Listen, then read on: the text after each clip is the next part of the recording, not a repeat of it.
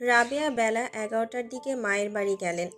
বড় ভাইয়ের কাছে কিছু ধার পাওয়া গেলে তাও পাওনাদারদের একটু ঠেকানো যাবে, সময় পাওয়া যাবে চাইলে।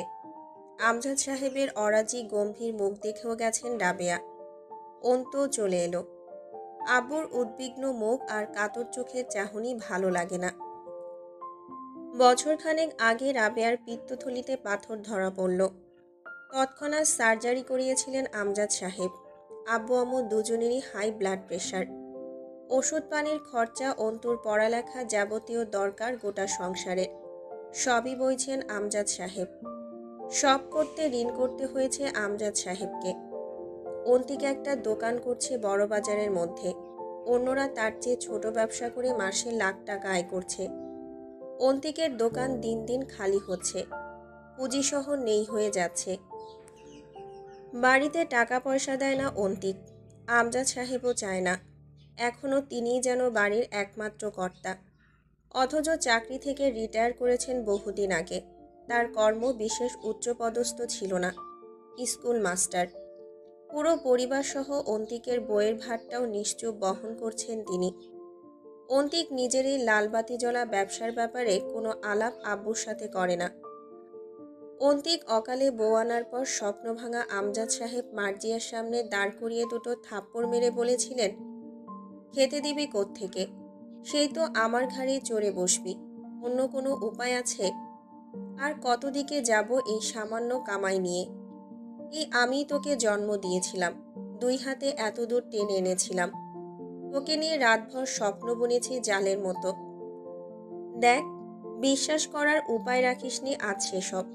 ইচ্ছে বহুত ছিল, সেসব এক লহমায় গুঁড়ো করতে বাঁধিনি তোর বিবেকে? বিবেক থাকলে হয়তো বাধ্য। বয়স কত হয়েছে, বিয়ে করে এনেছিস, তাও আবার আমার নামের সম্মান ডুবিয়ে। কি কাজ করিস? বউকে খাওয়ানোর মুরদ আছে? চাকরি বাকরি করার যোগ্যতা হয়েছে? আমার ছেলে এমন মূর্খ হবে তা জানলে হয়তো তোকে দুনিয়াতেই আনতাম না।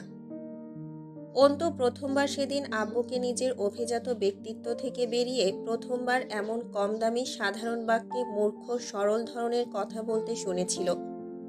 এর পরের দিন থেকে আজ অবধি চুপচাপ সব ভার বহন করছেন, কোনো অভিযোগ আর করেননি দ্বিতীয়বার। কিন্তু অন্তিক বোধহয় বাপের সাময়িক ক্ষোভকে ধরে রেখে কিছু বিচ্ছেদমূলক কাজ করে বসেছিল। একই বাড়িতে থাকে, সামনে দিয়ে আসা যাওয়া করে, মাথা তুলে তাকায় না, আব্বুর সাথে কথা বলে না, ধার ধারে না কোনো কিছুর। সে যে আছে দুনিয়াতে তার অস্তিত্বের খোঁজ পাওয়া মুশকিল। সেসবের পরদিনই বড়বাজারে দোকান নিল সে। সপ্তাহখানেকের মাঝে সেই দোকানে কমপক্ষে লাখ পাঁচেক টাকার মাল তুলল। টাকা কোথায় পেয়েছে তার হদিস কেউ জানে না, আর না জানানোর প্রয়োজন মনে করেছে অন্তিক কোনোদিন। আমজাদ সাহেব বহু খোঁজ চালিয়েও বের করতে না পেরে হাল ছেড়েছেন। মাসখানেকের মধ্যেই দোকানে ক্ষয় শুরু হলো। উন্নতির জায়গায় ক্রমান্বয়ে অবনতি। বেচা কেনা হয় কিনা কে জানে, কিন্তু একটা পয়সাও ঘরে আসে না। কোথায় যায় কেউ জানে না। প্রথমে সকলে ভেবেছিল অন্তিক খারাপ পথে গেছে, নেশা করে হয়তো। সেসবও খোঁজ নিয়ে দেখার পর পাওয়া যায়নি। অন্তিক কেমন যেন হয়ে গেছে, চোখ মুখ শুকনো, শরীর শুকিয়ে সুদর্শন ছেলেটা একদম 60 বছরের বুড়ো হয়ে গেছে। খাচ্ছে বাপের ঘাড়ে, আছে বাপের পাখার নিচে। অথচ তার আত্মসম্মান নাকি তীব্র অভিমান অথবা অন্য কিছু কে জানে। দুপুরে রান্নাতে হাত লাগিয়েছে মার্জিয়া। অন্তু গিয়ে থালা বাসন মাজতে গেলে মার্জিয়া বলল, অন্তু, একা ছিলাম, কাজ করছিলাম, ভালোই তো ছিলাম। কি দরকার তোমার এখানে আসার? সকাল থেকে রান্না করতে পারছি, বাসন মাজতে হাত ক্ষয়ে যাবে না আমার। রাখো তো, যাও এখান থেকে। অন্তু কথা বলতে চাইল না, তবুও বিনয়ের সাথে বলল, আপনি চাইলে এখন একটু বিশ্রাম নিতে পারেন ভাবি, আমিই রান্না করছি। সবচেয়ে বেশি গা জ্বলে কখন জানো? জানি না। আপনার বা কখন সবচেয়ে বেশি গা জ্বলে আমার তো সেটা জানার কথা না। মার্জিয়া দাঁত খিচে আবার সামলালো নিজেকে। তোমার সামনে আসলে, তুমি যতক্ষণ সামনে থাকো আমার গা তীর তীর করে পড়ে, বিশেষ করে তোমার শান্ত নরম কথায়। অন্তু আস্তে করে বলল, আচ্ছা, বুঝতে পেরেছি। থালা বাসন মাজা হলে রান্নাঘরে ছড়িয়ে থাকা কৌটা বিভিন্ন জিনিসপত্র গুছিয়ে রাখতে লাগলো। মার্জিয়া বলল, আমার চাচাতো ভাইকে পছন্দ হয়নি তোমার? হয়নি এমন নয়। তাহলে কোনো জবাব তো দিলে না। আসলে ভাবি, এখন বিয়েই করতে চাই না আমি। বিয়ে করার মতো হলে তো আর ভেগে যাব না। আপনারা যেখানে খুশি ভালো মন্দ বুঝে দেবেন। ভেগে যাবে না তার গ্যারান্টি কি? অন্তু চুপ রইল। মার্জিয়া আবার বলল, বিয়ে কেন করবা না? বয়স কি 15তে পড়ে আছে তোমার? কচি ভাবো নিজেকে? কমপক্ষে 22-23 বছর বয়স চলছে। মেয়ে মানুষ কি আবার 30 বছরে বিয়ে করে? বয়স একটু বাড়িয়ে বললেন, যাই হোক, পড়ালেখা অথবা সংসার দুটোই এককভাবে করতে হয়। আউটসাইড পিছুটান নিয়ে দুটোর কোনোটাই ভালো হয় না।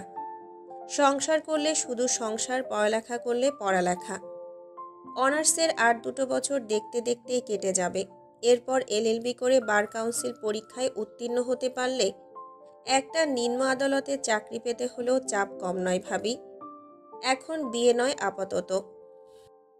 চোখ গরম করে তাকিয়েছিল মার্জিয়া।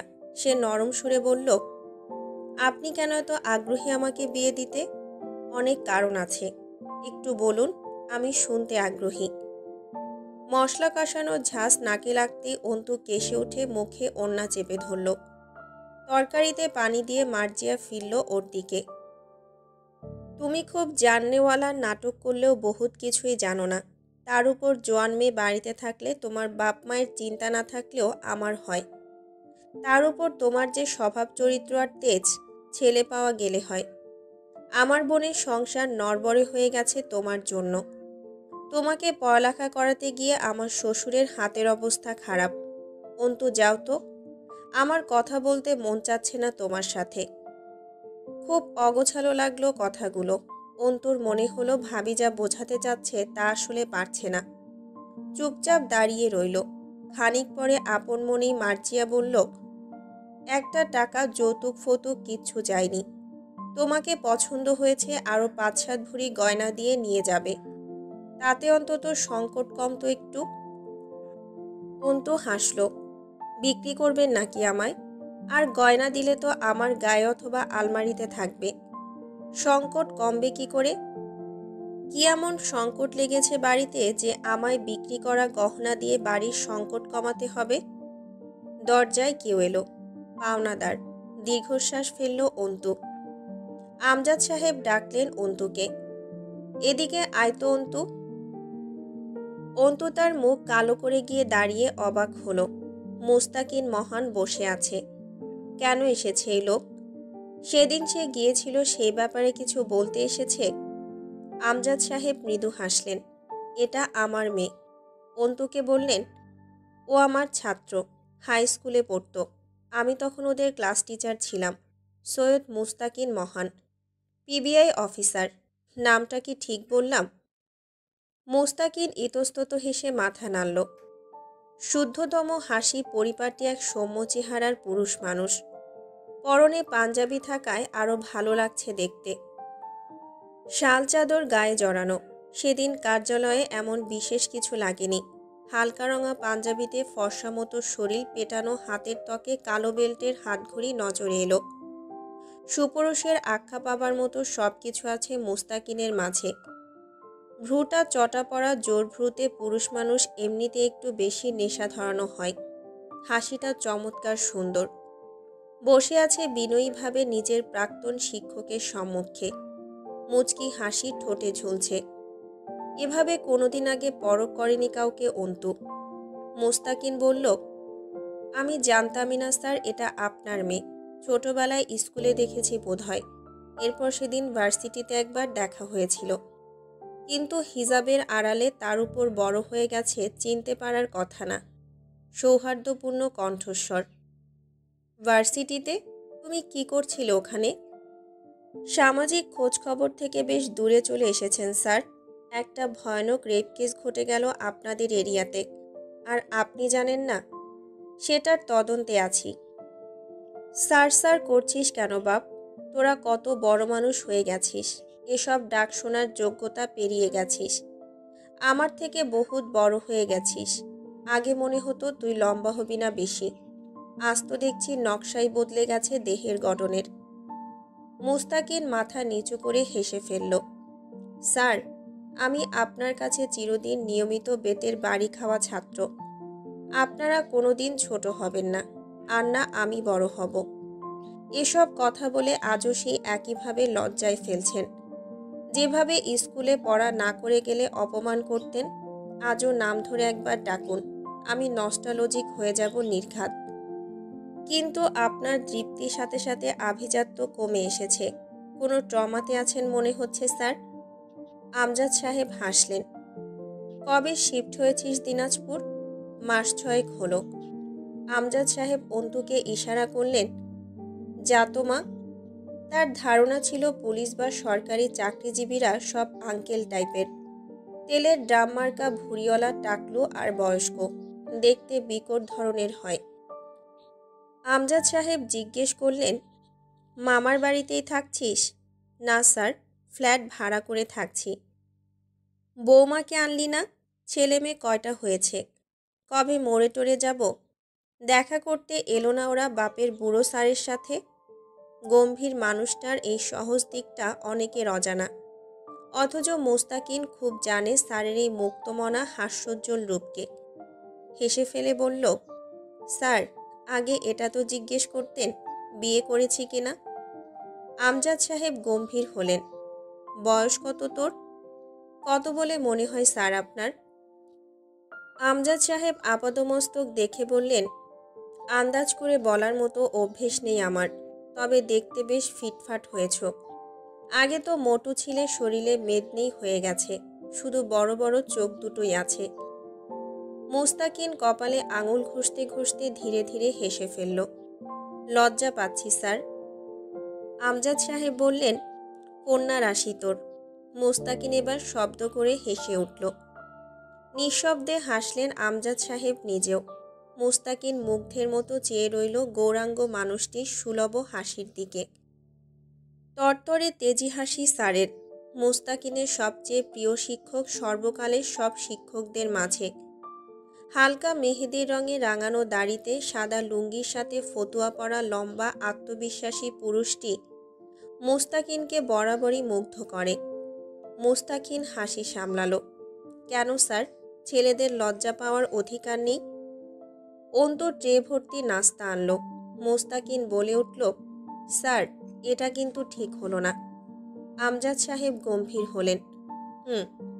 এখন তুই আমায় ঠিক ভুল শেখাবি? স্যার, আমি তা বলিনি। আপাতত আর কিছুই বলতে হবে না এই ব্যাপারে। তুলে নে এক এক করে। আম্মা, পানি দিলি না? অন্তু পানি আনতে গেল। আমজাদ সাহেব বললেন, একসাথে দুপুরের খাবার খাওয়ার সময়টুকু হবে? ভারী শোনালো কথাটা। মুস্তাকিন ভ্রুচুলকে হাসল। এভাবে বললে সময়ের সাহস নেই না হওয়ার। কেকের একটা পিস উঠিয়ে নিয়ে হাতে রেখে বলল, অন্তিকের কি খবর? আমি ভেবেছিলাম না তুমি প্রশাসনে ঢুকবে। মুস্তাকিন বুঝল স্যার কথা এড়াতে চাইছেন। সেও আর গেল না ওদিকে। আমি নিজেও ভেবেছিলাম না স্যার, অথচ ছোট চাচার বদৌলতে হয়ে গেল। আর অমত করিনি। বিয়ে শাদি করবি না? স্যার একবার তুমি বলছে, একবার তুই। বেশ উপভোগ্য লাগলো বিষয়টা। কেকের টুকরো চিবিয়ে জবাব দিল, ভাবিনি এখনো। ভাবার সময় আসছে না যাচ্ছে। সময় কোথায় সংসারকে সময় দেবার মতো? সারাদিন দৌড়ের উপর আছি। আম্মা তো জিনের মতো করে ঘাড়ে ভর করে আছে, 3 বেলা ফোন করে কান চিবোচ্ছে। দুপুরের খাবার বেড়ে দিতে মার্জিয়া এলো না। অগত্যা অন্তুকে তদারকি করতে হলো। আব্বুই তুলে তুলে খাওয়াচ্ছিল, সে হাতে হাতে সাহায্য করল। মাঝে মধ্যেই আব্বুর পুরনো ছাত্ররা আসে আব্বুর কাছে। এরকম সচরাচর দেখা যায় না। ছাত্ররা সচরাচর শিক্ষকদের ভুলে বসে, অথচ আমজাদ সাহেব শিক্ষকের চেয়েও বড় কিছু তার ছাত্রদের কাছে। অন্তু গরুর মাংস তুলে দিল তার প্লেটে। সঙ্গে সঙ্গে মুস্তাকিন মুখ খুলল, গরুর মাংসের সমস্যা আছে আমার, খাই না। আমজাদ সাহেব বললেন, শুনে দিবি তো? আচ্ছা, আরেকটা পরিষ্কার প্লেটে নতুন করে ভাত তুলে দে। মোস্তাকিন বাধা দিল, ব্যাপার না, তার আর প্রয়োজন হবে না, আপনি শুধু মাংস তুলে নিন। অন্তু একটু অপ্রস্তুত হলো, মাংস কি করে তুলবে? চামচ দিয়ে তুলতে গেল। মোস্তাকিন হাসল, হাত দিয়ে তুলুন না, পাত থেকে চামচ দিয়ে মাংস তোলা যায়? প্লেট থেকে হাত দিয়ে মাংস তুলে নেওয়ার পর অন্তুর শরীরে অস্বস্তি জেঁকে বসল। খাওয়া শেষ করে হাত মোছার জন্য গামছা চাইল মোস্তাকিন। অন্তুর মনে হলো আগে যে দুদিন মোস্তাকিনকে দেখেছে খুব পেশাগত শক্ত লেগেছিল, আজ একদমই তা লাগছে না। সহজ, মিশুক ও ব্যক্তিসুলভ লাগছে। তোয়ালেতে হাত মুছে সেটা আবার অন্তুকে ফেরত দেবার সময় অন্তুর দিকে তাকিয়েছিল মোস্তাকিন, বেশ বেলেহাস দৃষ্টি। অন্তুর মুখ দেখতে পাওয়া যাচ্ছে না, এই বিষয়টায় যেন মোস্তাকিনের কৌতূহল ও অনুরাগ বাড়িয়ে তুলল। অন্তুর চেয়ে বেশ খানিকটা লম্বা মোস্তাকিন। প্রশাসনের লোকদের একটা নির্দিষ্ট লম্বা উচ্চতা থাকে। একটা ঢোক গিলল মোস্তাকিন। অন্যায় আড়াল করা মুখের উপর দেখতে পাওয়া চোখ দুটোকে গিলে নিল বোধহয়। বেশ অস্বস্তিতে পড়ল অন্তু। আমজাদ সাহেব হাত ধুতে রান্নাঘরে উঠে গেছেন, ভিমবার লাগিয়ে হাত ধোয়ার উদ্দেশ্যে। মোস্তাকিন অন্তুকে জিজ্ঞেস করল, কোন ইয়ারে পড়ছেন? সেকেন্ড ইয়ারের ফাইনাল দেব। কোন অনুষদে? LLB। বাপরে, হবু উকিল ম্যাডাম? অন্তুর হঠাৎ কি হলো জানা নেই, কেমন আড়ষ্টতা ভর করল। মাথাটা নত করে মৃদু হেসেও ফেলল। এই প্রথম বোধহয় সে আর 5টা মেয়ের মতো কারো সামনে বেশ অপ্রস্তুত আর সংকুচিত হয়ে পড়েছে। মোস্তাকিন নিচু আওয়াজে বলল, এজন্যই সমাজের কুকীর্তি নিয়ে বেশ ক্ষোভ আছে আপনার মাঝে। অন্তু কথা ঘোরালো, আমি আপনার অনেক ছোট বোধহয়, আপনি বলছেন শুনতে ভালো লাগছে না। ঘাড় চুলকালো মোস্তাকিন, খুব বড়ও না, মানে অতটা অন্তত বড় না যে চোখে লাগবে। আমি যখন 8-এ পড়তাম আপনি 3 অথবা 4-এ ছিলেন বোধহয়, মনে নেই সেটা। আমি মেয়েদের তুমি বলতে পারি না, নিজের কাছে খুব লেম লাগে ব্যাপারটা। এরা মায়ের জাত, এদের সামনে খুব কুকড়ে যায় আমার তেজ আর শক্তি। বলা চলে মেয়ে জাতিকে ভয় পাই আমি, মানে ধরুন কি থেকে কি হয়ে যাবে, কোথাও অসম্মান বা তাদের মনোকষ্টের কারণ হবে আমার কোনো কথা বা আচরণ। অভ্যেসগত কারণে হলো আপনি থেকে তুমিতে আসা খাটুনির কাজ হবে। মোস্তাকিনের বলার ধরনটা অবলীল ও সরল ছিল। অন্তুর ভালোই লাগলো শুনতে, হাসি পেল অল্প। আব্বুর ছাত্রের মুখে আব্বুর আদর্শের কথা শোনাটা চমৎকার একটা অনুভূতি বলে মনে হলো অন্তুর কাছে। এই আদর্শই তো সে ছোটবেলা থেকে দেখেছে আব্বুর মাঝে। পাঞ্জাবির হাতা গুটাতে গুটাতে আমজাদ সাহেবের পেছনে গেল মোস্তাকিন। আমজাদ সাহেব আবার বসলেন নিজের জমি জমার সমস্যার কথা তুলে। সব খুলে বলেছেন, আবারও একবার মনে করালেন। চলে যাবার সময় দরজা অবধি গেলেন আমজাদ সাহেব, আবার আসবি কিন্তু। অবসর সময়টা কাটতে চায় না আজকাল। মোস্তাকিন বাড়ির ভেতরে চোখ ঘুরালো, কিছু খুঁজে চলল তার চোখ দুটো। অকারণেই বোধহয় এই অযাচিত অপ্রাসঙ্গিক চোখের চাহিদা। ব্যতিক্রমে মস্তিষ্ক মনোযোগী হয়। সেদিন অন্তু কার্যালয় থেকে আসার পর বেশ কয়েকবার খেয়ালে এসেছিল অবশ্য এই আলাদা ধাঁচের অপরিচিতার কথা। দেখা পেল টেবিলের উপর ছিটিয়ে থাকা থালা বাসন গোছাচ্ছে। স্যারকে বিদায় বলে সামান্য গলা উঁচিয়ে অন্তুকে বলল, আসি উকিল ম্যাডাম, মন দিয়ে পড়ুন, আউটসাইডের চিন্তা না করলে বোধহয় আপনার জন্যই ভালো। সমাজ দেখার জন্য আমরা আছি, আপনার পুরো ফোকাস এখন বইয়ের পাতায় হতে হবে। আমজাদ সাহেব মৃদু হাসলেন, দোয়া করিস বাপ, একই জেলায় আছিস, তোদের জুনিয়র দেখে শুনে রাখিস রাস্তাঘাটে। যেসব কিছু ঘটছে ভার্সিটিতে চিন্তা হয় ওকে নিয়ে। খুব বেপরোয়া হয়েছে।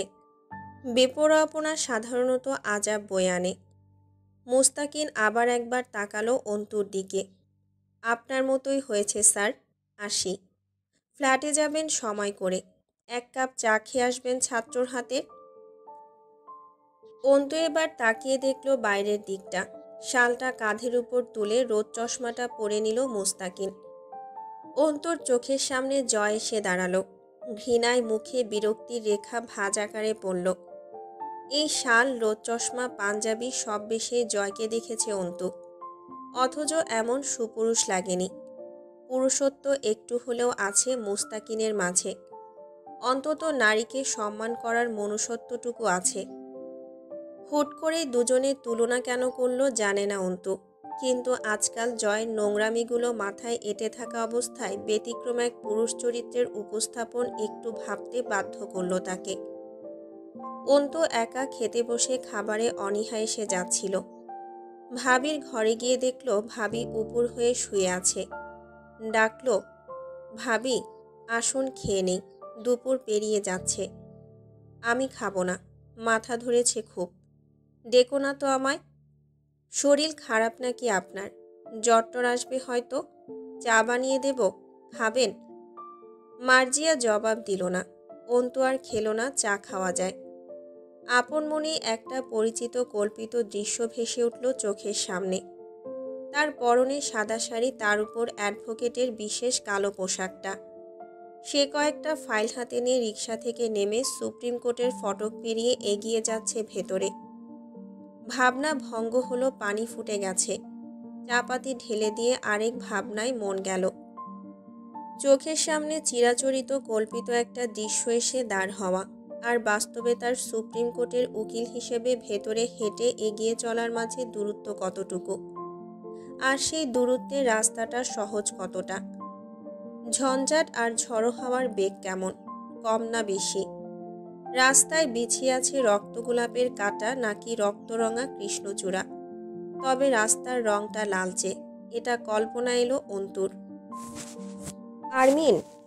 অন্তু পেছন ফিরে তাকালো। জয় হাসল তার নিজস্ব ভঙ্গিতে। তোমায় একটা চুমু খেতে ইচ্ছে করছে খুব। অন্তু চোখ বুজে গাঢ় শ্বাস ফেলল। চ্যাঃ, রাখছো কেন? মামা একটা বিয়ে করাই দেয় না, তার কোনো মেয়েই পছন্দ হয় না, কিন্তু আমার তো বয়স হয়েছে। চট করে হেসে ফেলল কথার মাঝে।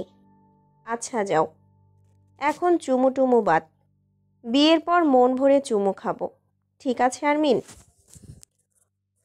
অন্তু ঘৃণায় মুখ ফিরিয়ে নিল। জয়ের ভয়ে পেছনে ছেলেরা জোরে হাসতে না পেরে সবগুলো মুখে রুমাল চেপে ধরেছে।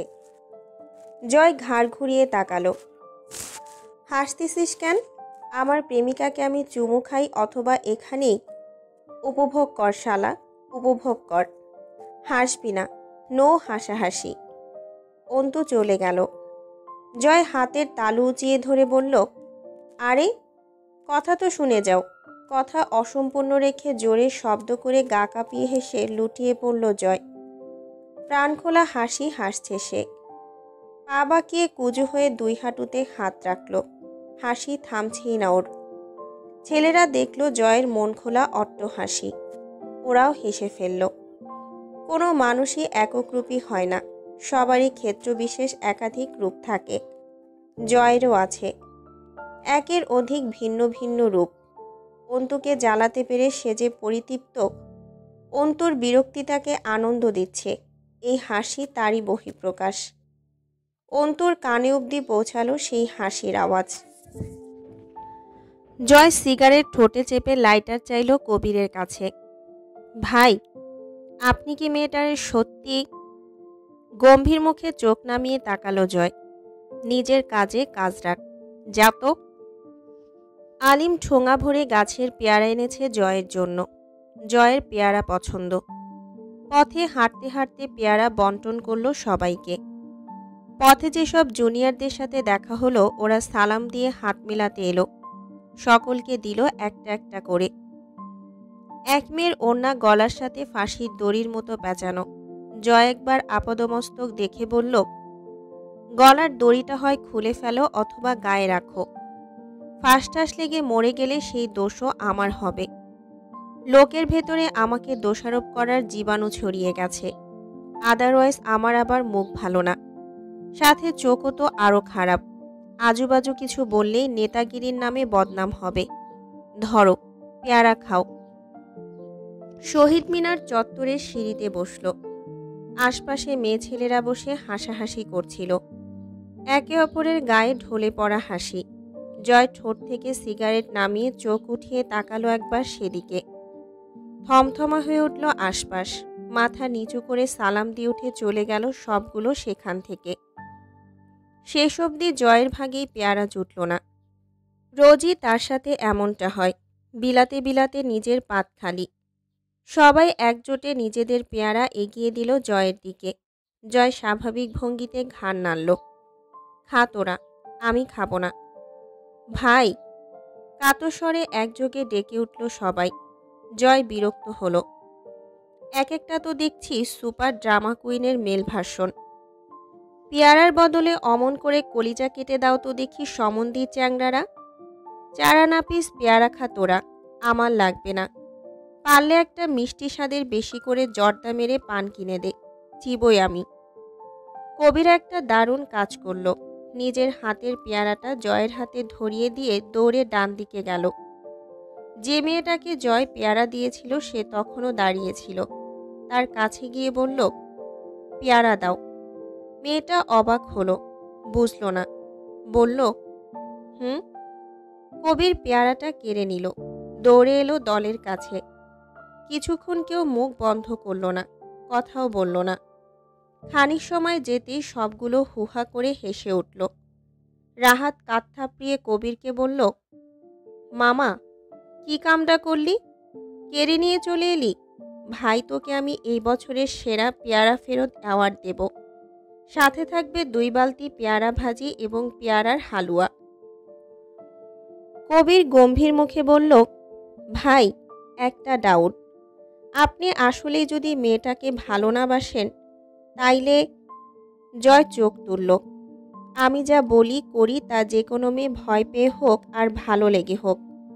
সায় দিত, মিঠা কথা বলতো আর চোখে তাকাতো, দেখতো আমায়। লজ্জা পেত যে লজ্জায় লজ্জা না থাকতো, আসলে নির্লজ্জতা। 2-1 দিন গেলে গা ঘেঁষত, এরপর আমার মনোযোগ পাওয়ার চেষ্টা করত। এসব যে কোনো মেয়েই করত, ভয়ই হোক অথবা ইচ্ছে করে। ওদেরকে জ্বালানোর কিছুই নেই।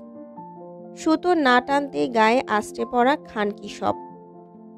ওদেরকে জ্বালালে বিরক্ত হতো ওরা, বা সেটা কি জ্বালানো হতো না নিজের ব্যক্তিত্ব আর পদের নাম বিসর্জন দেওয়া হতো? ঠিক কথা ভাই। ভার্সিটি ক্যাম্পাস ফাঁকা প্রায়। জয় সিগারেটের টান দিল আরেকটা। আরমিন কি সেরকম? না ভাই, আমার আচরণ, কাছে যাওয়া, কথা বলা সবে তোর গা চিটমিট করে ওঠে। ঠিক যেমন ধর ফুটন্ত বালুতে মুড়ির চাল যেরকম। আর এখানেই মজাটা, তুই জানিস না। আমি ওর সামনে গেলে ও ঠিক কতটা অস্বস্তি আর ঘৃণা নিয়ে আমার সামনে দাঁড়িয়ে থাকে। ধরে নে একটা আজাব আমি ওর কাছে। আসলে ওকে বিরক্ত করার ইন্টারেস্টটা এখানেই। কিন্তু ভাই, জয় হাসল। রাহাত, ছাড় দে, আর ছেড়ে দেওয়াকে গুলিয়ে ফেলিস না বাপ। ছাড় দিয়ে রেখেছি, সুতো আমার হাতে। সুতো জড়াতে শুরু করলে হুড়মুড়ি এসে আমার খপ্পরে পড়বে। ও আমাকে চ্যালেঞ্জও করেছে জানিস। আর কাউকে কিছু বলতে দিল না। কবিরের দিকে তাকালো। এ অমলেট, গিটারটা দে তো আমার। ওর কোলে গিটার তুলে দিল কবির। তাতে টুংটাং সুর তুলে বজ্রকণ্ঠে গলা ছেড়ে চেঁচিয়ে গেয়ে উঠল, ধরো কলকি মারো টান, গাঞ্জা বাবার আশেকান, মইরা গেলে সঙ্গে কিছুই যাবে না। গা দুলিয়ে হেসে ফেলল নিজেই। ছেলেদের অবস্থাও বেকায়দা। জয় গিটার নামিয়ে রেখে সিঁড়ির দিকে ঝুঁকে বসল। গা কাঁপিয়ে হাসছে, হাসির দমকে শরীর দুলছে তার। ছেলেরা ভীষণ ভক্ত জয়ের।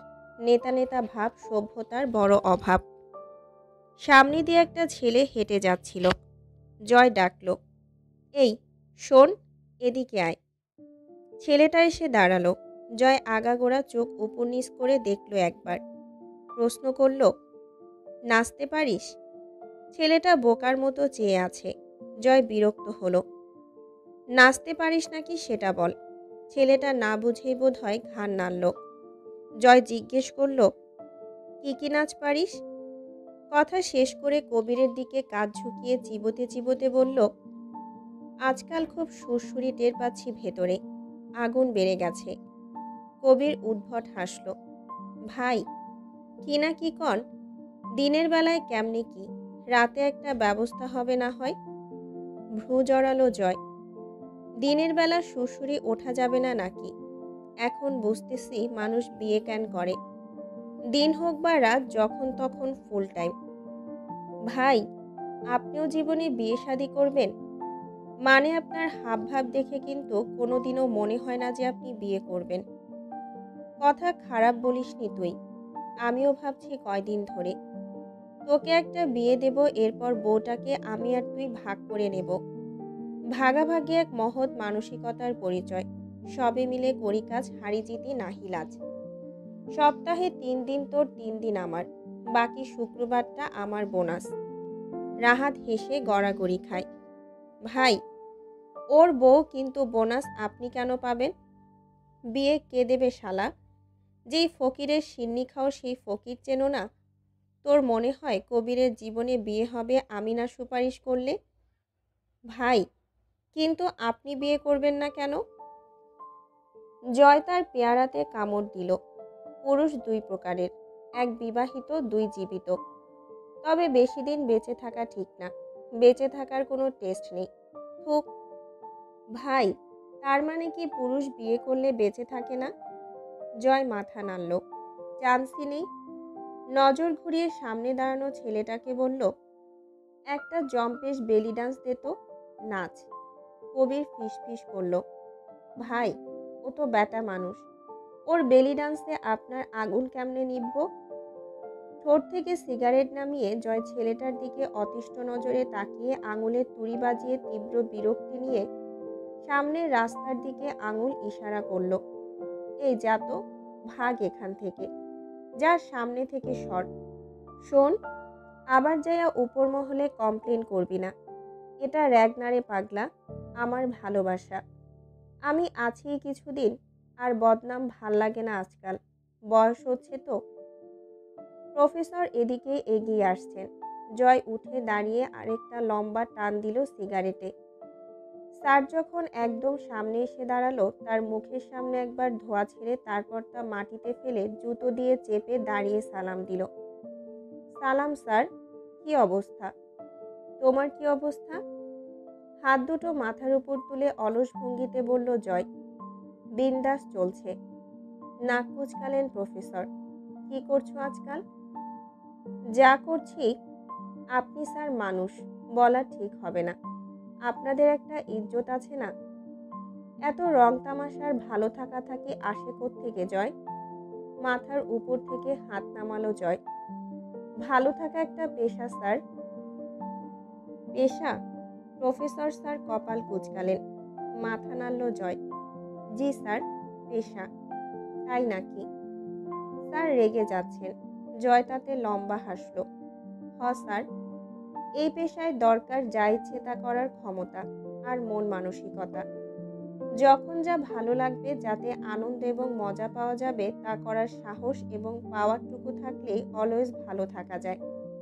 সেটা খারাপ অথবা ভালো এই চিন্তা করলে আপনি এই পেশার যোগ্যই না। তাইলে আপনাকে ওই মালগিলের ডিপ্রেশন কাটাতে হবে। তোমার কাছে এই পেশা আছে বলে তুমি মাল গেলো না, সিগারেট টানো না? ওটা তো স্টাইল স্যার। জোয়ান ছেলে পেলে আমরা, রাত হলে 2-1 প্যাক মাল পেটে না পড়লে চলে? এবার চূড়ান্ত রাখলেন স্যার। বজ্জাত ছেলে, তোমার সাথে কথা বলাই তো উচিত হয়নি আমার। এমন ভাব করছেন যেন আজকে প্রথম অনুচিত কোনো কাজ এবং শব্দের সাথে পরিচয় হলো আপনার। দিনে কয়টা উচিত কাজ করেন শুনি? যেসব কাজ করেন আপনি, আমিও অত খারাপ না। মুখ খুইলেন না স্যার। বদনাম করছেন মুখের উপর। এদিক ওদিক তাকাচ্ছে আর কথা বলছে জয়। এটা তার উল্লেখযোগ্য বৈশিষ্ট্য। কোনো সময় চোখের চাহনি এবং ঘাড় স্থির থাকে না। পাখির মতো তাকিতুকি চলতে থাকে। প্রফেসর জিজ্ঞেস করলেন, কবে এসেছো ঢাকা থেকে? আবার ঢাকা ফেরার সময় হয়ে এলো। আপনি আসার কথা বলছেন? পরীক্ষা কবে? পরশুদিন যাব। পাখিদের মতো চোখের চাহনি এবং ঘাড়টা সর্বক্ষণ ছটফটে চঞ্চল বেপরোয়া জয়ের। প্রফেসর বললেন, ভালো হয়ে যাও। বখাটে হচ্ছ দিন দিন। একটা বিয়ে দিয়ে দেন তাইলে, ভালো হয়ে যায়। তোমাকে মেয়ে দেবে কে? এমন বাপ নেই দেশে আমার জানা মতে। দিনকে দিন যা হাবাতে হচ্ছ, 1 নম্বরের ম্যানারলেস তুমি। জয় সোজা হয়ে দাঁড়ালো, নাক সিটকালো। দিলেন তো মুডটার আব্বা আম্মা করে। ম্যানার্স কি জিনিস? What is manners? সে তা খায় না গায়ে মাখে। ম্যানার্স আর আমি একসাথে? এই অসম্ভব বাক্যটারে উচ্চারণ করার খুব দরকার ছিল আপনার এই মুহূর্তে? যান যান, কোথায় যাচ্ছিলেন যান। আপনার উদ্দেশ্যে সম্মান দেখিয়ে আবার সিগারেটটা ফেলে দিলাম। 18 টাকা একটা সিগারেটের দাম। গম্ভীর মুখে তাকালেন স্যার। শুধরাবে না তুমি। এগিয়ে গেলেন প্রফেসর। জয় আনমনেই বলল, শুধরালে কি আপনার মেয়ে বিয়ে দেবেন আমার সাথে? স্যার পেছন ফিরে বললেন, কচু দেব। জয় স্যান্ডেলের ফিতা লাগাতে লাগাতে মুখ না তুলেই বলল, লাগবে না, ওটা আপনি জুস করে খাইয়েন, পেট কমবে। আমার অ্যালার্জি আছে, গা চুলকায়। স্যার কপালে হাত ঠুকলেন। কবির জিজ্ঞেস করল, কি করবেন ভাই এখন? তুলির শ্বশুর বাড়ি যাব, কোয়েলকে আনতে যাব। সীমান্ত শালার চুলকানি বাড়ছে, ভালো একটা মলম কিনে নিয়ে গিয়ে একটু লাগিয়ে দিয়ে আসি। জনসেবা করাই তো কাম আমার। ভাই, মাইরেন না ওরে। সামনে কিন্তু নির্বাচন। হামজা ভাই জানলে আমি শেষ। নতুন একটা বাছাই অনুষ্ঠিত হবে আবার, কিন্তু জয় তাতে অংশগ্রহণ করবে না। হামজা জয়কে বলেছিল, আমার পদটা তুই নে, নমিনেশন পাইয়ে দেব আমি। জয় জানিয়েছে, শখ নেই, এই পদই ভারী পড়ছে আমার উপর, এইটাই কখন জানি অন্য কারো ঘাড়ে চাপাইয়া দেই। মালটাল খেয়েছিস? মাথা ঠিক আছে তোর? পদ কি মুড়ির মোয়া তোর কাছে?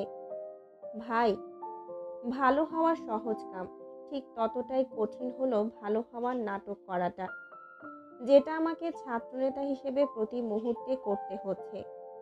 কোনো রকম অসভ্যতা, অশালীনতা, উচ্ছৃঙ্খলতা চলবে না। শালামার্কা কথা একখান। কেন বাল? আমি যদি আসলে ভালো না হই তাইলে আমি নাটক করব কেন? তাও আবার বিনা পয়সায়। আমি ভালো না, তবুও মানুষের মনোরঞ্জনের জন্য নাটক করতে হবে। যাত্রাপালার জোকার আমি? এসব ভারী নাম, ভালো মানুষের পদক, কর্তব্যপরায়ণতা, এসবে গা চুলকানি আছে আমার। তবুও শুধু রয়ে গেছে ক্ষমতা হাতে রাখার জন্য। নয়তো এই বালের পথ আমার সাথে যায় না, তুমিও জানো সেটা। হামজা গম্ভীর চোখে তাকালো। হামজার চোখের মণি আলকাত্রার মতো কালো রঙা, তাতে যেন চোখের দৃষ্টি আরো সুচালো লাগে দেখতে। জয় বোঝানোর মতো করে বলল, চ্যাহ, আমার কথা বোঝার চেষ্টা করেন না কেবাল। আমি আমার স্বাধীনতা হারাইয়া ফেলছি এই দায়িত্ব পালনে। নেতার মেলা গুণ থাকা লাগে, আমার নাই। প্রতিদিন আর্মিন আমার সাথে যা করে যাচ্ছে, তুমি কও কেন সহ্য করতে হইতেছে? আমি চাইলেও কষে 4টা থাপ্পড় লাগায়া কানে ঝিঝি ডাকাতে পারি না, মন ভরে বকতে পারি না শালিরে, কারণ আমি ছাত্র দলের লিডার। চ্যাটের বাল আমার। হামজা এই ব্যাপারে কিছুই বলল না, সতর্ক বলল, বাড়ি থেকে বের হবি না কিন্তু। হলে কি হবে?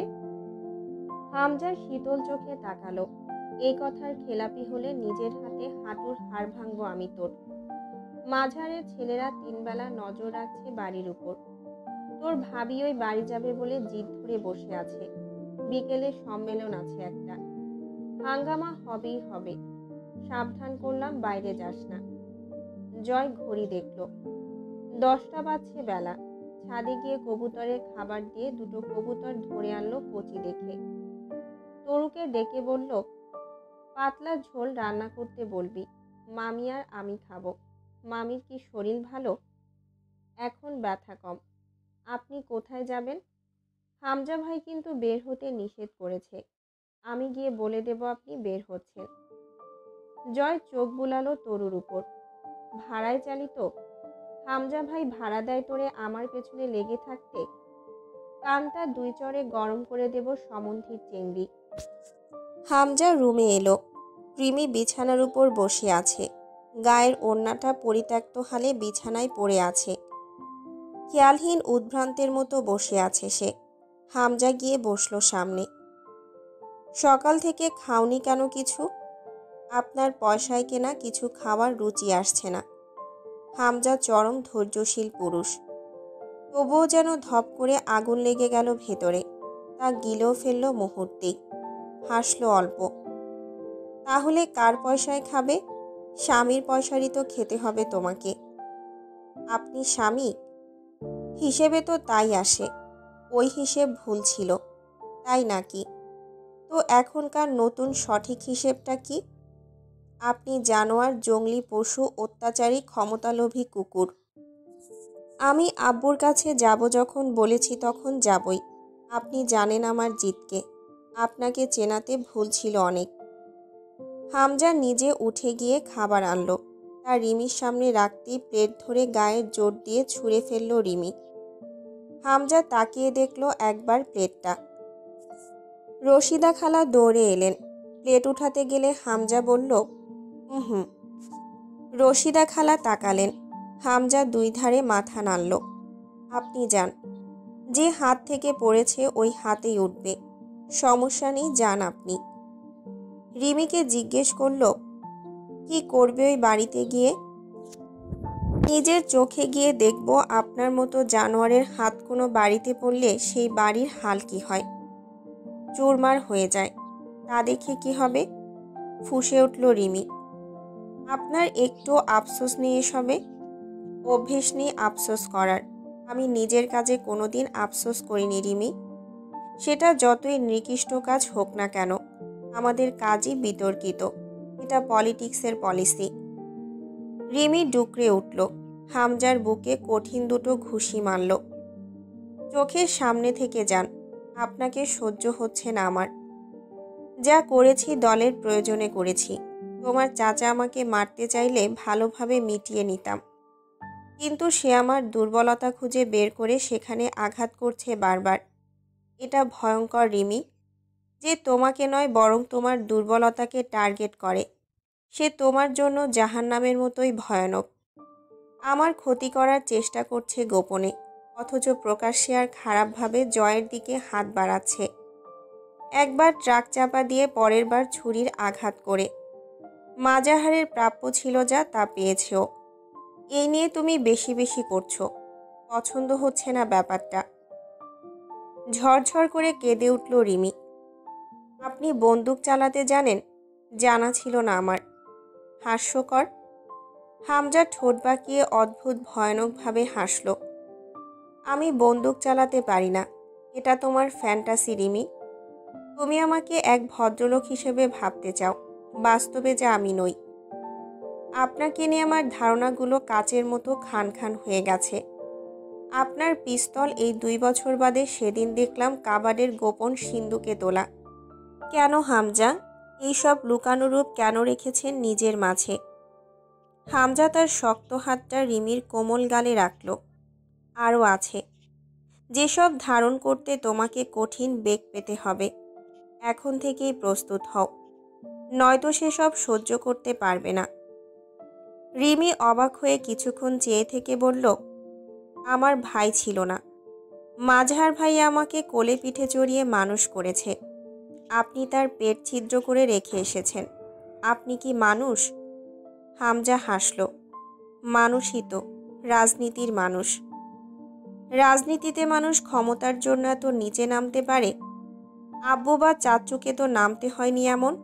আপনি একটা ধোঁকা, একটা যন্ত্রণা, যা আমাকে খুব কষ্ট দিচ্ছে। আমি সইতে পারছি না। আপনার মুখ দেখেও বুক ভেঙে আসছে। হামজা হাসল। তুমি বোকা আর সরল রিমি। তোমার বাপ চাচা কি করেছে তা তো আর তোমার সাথে আলোচনা সভা ডেকে করেনি।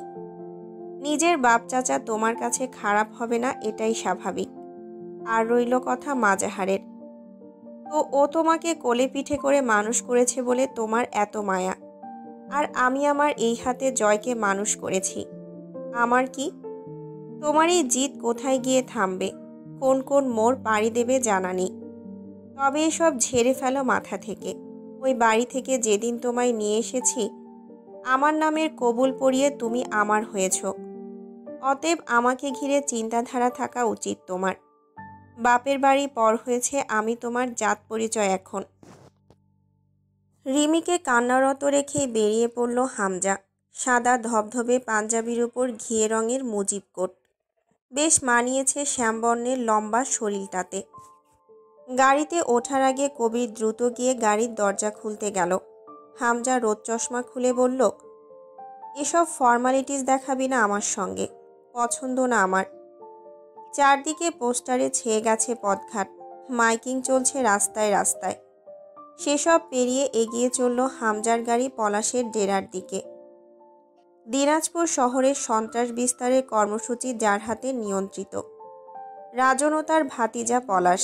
হামজার মোটেও ইচ্ছে ছিল না রিমিকে কাঁদিয়ে এসব করার, কিন্তু চাচা শ্বশুর মশাই খুব লাফাচ্ছেন, পাত্তাই দিচ্ছেন না হামজাকে। আজও ক্লাব ঘরের জানালার কাঁচ ভেঙে গুঁড়িয়ে দিয়ে গেছে। গোপন সূত্রে খবর পেয়েছে জয়কে কেসে ফাঁসানোর জন্য খুব শক্ত পরিকল্পনায় নেমেছে ঝন্টু সাহেব। সুতরাং পলাশের সাহায্য একান্তই দরকার এই সময়ে। ভোটের আমেজে এলাকা রমরমা হয়ে উঠেছে। আজ বিকেলের সম্মেলনে কিছু লোক লাগবে হামজার, পলাশ দিতে পারবে সেই লোক। হামজা বেরিয়ে যেতেই জয় বেরিয়ে পড়ল ভার্সিটির ক্লাবের উদ্দেশ্যে। সেখানে ঝামেলা হয়েছে ছাত্র হোস্টেলে কিছু একটা। সাদা লুঙ্গি ও শার্ট পরে তরুকে ডাকল। তরু এলে বলল, তোর বড় শালটা নিয়ে আয় তো, এসে আবার দিয়ে দেব, নাকি সমস্যা হবে। তরু কথা না বলে বেরিয়ে এলো। তার জানটা যেখানে হাজির সেখানে শালের কথা বলছে। শালটা জয়ই আগের বছর কাশ্মীর থেকে কিনে এনে দিয়েছিল। ভার্সিটিতে ঢুকতেই ছেলেরা ভিড় করে ফেলল জয়কে ঘিরে। এজন্য সাধারণত জয় ভার্সিটিতে ঢোকে রুমাল মুখে বেঁধে ক্যাপ পরে, অথবা পেছনের ঝোপঝাড়ে রাস্তা দিয়ে। সামনে দিয়ে ঢুকলেই সালামের জবাব দিতে আর ছেলেদের ভিড়ে বিরক্তি ধরে যায়। অনেকে হ্যান্ডশেক করতে এগিয়ে এলো। ভালো আছে কিনা জিজ্ঞেস করলো। ছেলেরা পেছনে, সামনে জয় হেঁটে এগিয়ে গেল ক্লাবের পথে। পথে হিন্দু ম্যাডাম শ্যামলী দাসের সঙ্গে দেখা হলো। জয় লম্বা করে একটা সালাম দিল। আসসালামু আলাইকুম ম্যাম। ম্যাম অল্প হাসলেন। এই কাজটা জয় ইচ্ছে করেই করে। হামজা থাকলে ধমক দিত, সালাম নিয়ে ইয়ার্কি ঠিক না। কিন্তু জয়ের কাছে যুক্তি আছে, শান্তি সবার উপরই বর্ষণ করা যায়। তার উপর জয়ের তো কোনো ধর্মই নেই। কার্যালয়ে গিয়ে চেয়ার টেনে বসল জয়।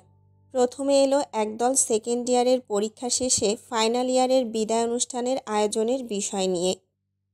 জয় হিসেব দেখে কাগজটা টেবিলে রেখে বলল, এত সব বড়লোকি আয়োজন করার মানে নেই কোনো। জিলাপি অথবা বাতাসা ছিটিয়ে হরির লুট দিয়ে দে। ভাই, এটা একটা কথা হলো? কথা না? কথা কাকে বলে বলতো? মনের ভাব প্রকাশ করতে যে ধ্বনি বা আওয়াজ গলা দিয়ে বের হয় সেটাই ভাষা বা কথা। সেই হিসেবে আমারটা কি কথা ছিল না? কপাল চাপড়ালো ওরা সব। বোঝা গেল জয় এই ব্যাপারে আর কথা বলতে আগ্রহী নয়। তার সিদ্ধান্ত চূড়ান্ত। মজার ছলে আন্তরিক কথা আর আন্তরিক স্বরে বানোয়াট ভণ্ডামি করা লোক সে। পেপারওয়েট নিয়ে খেলতে খেলতে বলল, হোস্টেলে কি হয়েছে? একজন বলল, ভাই, ভার্সিটিতে গতদিন বিকেলে আপনাকে নিয়ে বিতর্ক লেগেছিল। আপনি নাকি সেকেন্ড ইয়ারের একটা মেয়েকে হ্যারাস করছেন। মেয়েটা কমপ্লেন করেছে সাধারণ সম্পাদক মুকুলের কাছে। আপনার বিরুদ্ধে অভিযোগ করেছে আপনি ওকে বাজেভাবে ডিস্টার্ব করেন ভার্সিটিতে আসলে। সাথে থেমে গেল ছেলেটা, বাকিটা বলতে ভয় পেল।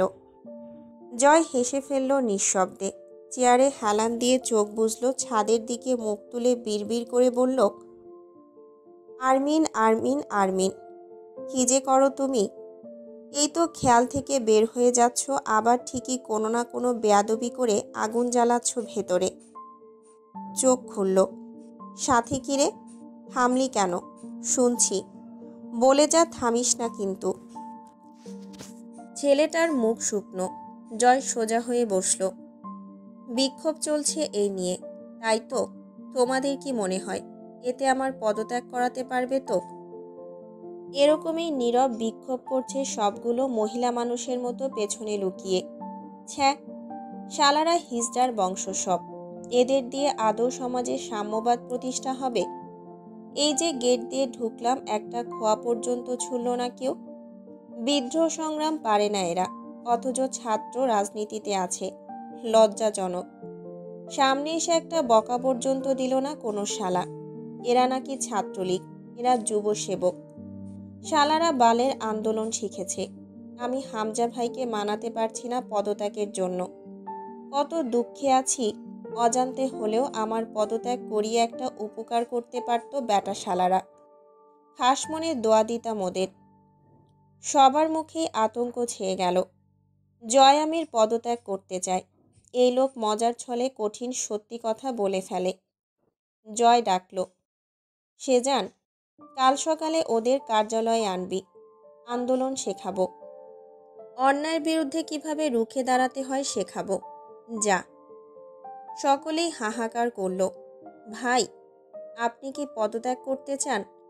মানে? পেপারওয়েট হাতে তুলে উঠে দাঁড়ালো জয়। রাহাতকে বলল, আগামীকাল একটা সম্মেলন ডাক, সকলেই যেন উপস্থিত থাকে। কাল না হলে পরে কিন্তু দেরি হয়ে যাবে।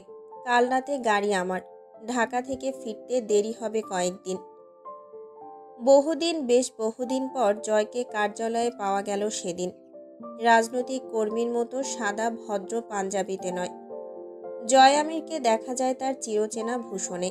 লম্বা শরীরে সাদা ধবধবে থানের লুঙ্গি, একটা শার্ট, তার উপর শাল জড়ানো, পায়ে চামড়ার স্যান্ডেল, তার বেল্ট খোলা। প্রয়োজন মতো ক্ষেত্রবিশেষ বদমাশ রসিক জয় আমিরের চেহারায় ফুটে ওঠে গম্ভীর এক নেতৃত্ববোধ। অনেক দিন পর কার্যালয় থেকে সে দলবল সহ ক্যাম্পাসে নেমে চক্কর দিল চারদিকে। এলএলবি বিভাগের ছাত্রী অন্তু, সেখানকার হেড হলেন শিক্ষিকা মনোয়ারা রেহমান। জয় অনুমতি চাইল দরজার বাইরে দাঁড়িয়ে। আসবো ম্যাম? এসো। ম্যাম কিছু লিখছেন। জয় সালাম দিয়ে দাঁড়িয়ে থাকলো কয়েক মুহূর্ত, পরে বলল, বসতে বলবেন না ম্যাম? চশমার ফাঁক দিয়ে আর চোখে তাকিয়ে ইশারা করলেন ম্যাম। বসলো জয়। কেন ডেকেছেন? নাস্তা এনেছেন ভালো কিছু? আপনার হাতের পাটিসাপটা খাই না কতদিন, ভেবেই খিদে লাগছে। পানি আছে ম্যাম? দুটো ঘুমের ওষুধ খাবো। আমার আবার ঘুমের ওষুধ পেটে পড়ার পর কাজ শুরু হতে দেরি হয়। এখন খেলে তবে বাড়ি গিয়ে ঘুমিয়ে পড়তে পারবো। মনোয়ারা ধমক দিলেন, শাট আপ, চুপ করে বসো। জয় ঠোঁটে আঙুল ঠেকালো। ওকে, কিন্তু শুধু চুপ করতে বললেই হতো। বসে তো আমি এমনিই আছি। মনোয়ারা কটমটিয়ে তাকালেন। জয় হাতের পেপারওয়েটটা টেবিলে ঘুরিয়ে খেলছে। ঠোঁটে বাচ্চাদের মতো দুষ্টু হাসি। মনোয়ারা দীর্ঘশ্বাস ফেললেন। কতটা নিচে নেমেছো তুমি ভাবো না সেই নিয়ে, তাই না? ম্যাম, ভাবি না, তার একটা কারণ আছে।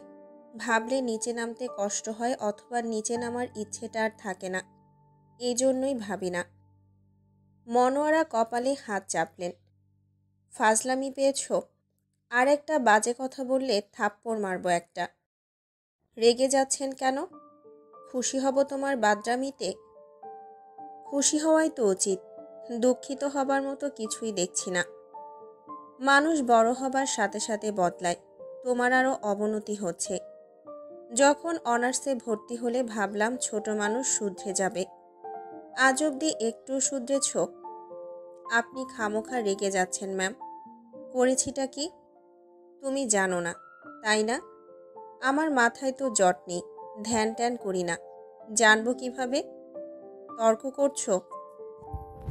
জয় মুখে আঙুল দিল। তুমি নিজেই বলো তো, একজন ছাত্রনেতার সাথে এরকম অসভ্য কর্মকাণ্ড যায়? ভার্সিটিতে মেয়েরা যদি তোমার কাছেই নিরাপদ না হয়, তাহলে জুনিয়ররা তোমার কাছ থেকে কি শিখবে? তোমার শাসন মানবে তারা? জয় মাথা নাড়ল। জি না, মানবে না। আমি হলেও মানতাম না। ধমকে উঠলেন ম্যাম। চুপ ফাজিল, তোমায় আমি কি করব জয়? এত দায়সারাভাবে জীবনযাপন করো না। কোথায় গিয়ে আটকে যাবে, তখন কিন্তু ছটফটানিতেও লাভ হবে না বিশেষ। জয় হাসল। ম্যাম, আমি জানি আমার পরিণতি খুব একটা ভালো না, কিন্তু আমার সেই পরিণতিকে ভয় লাগে না। এই রোগের কোনো ওষুধ নেই।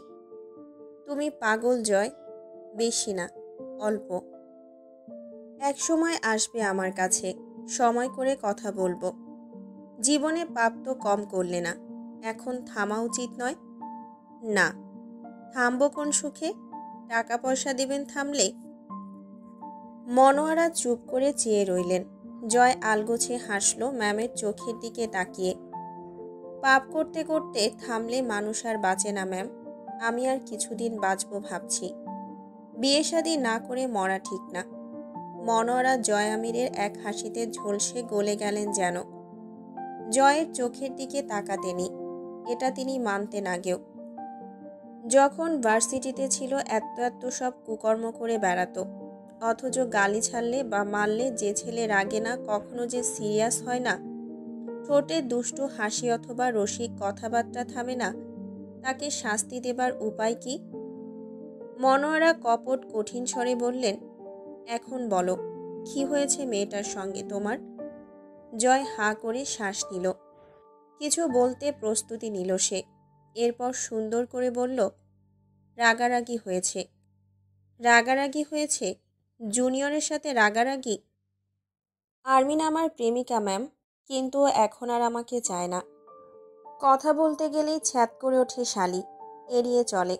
এরপর গতকাল আবার অভিযোগ করেছে। একটা দীর্ঘশ্বাস ফেলল জয়। এখন আপনি যদি গিয়ে ওকে এই কথা জিজ্ঞেস করেন, ও এটাও স্বীকার করবে না যে ও আমার প্রেমিকা। তাজ্জব বনে গেলেন মনোয়ারা। তোমার প্রেমিকা? তোমার মতো ক্যাঙারুর প্রেমিকা? এসবও বিশ্বাস করে মরতে হবে? কেন বিশ্বাস করতে পারছেন না? মনোয়ারা চুপচাপ জয়ের দিকে তাকিয়ে রইলেন। এরপর না চাইতেও আচমকা হেসে ফেললেন। তুমি কি ভাবো আমায়? আমি জানি না তোমায়? জয় হাসল। কি জানেন?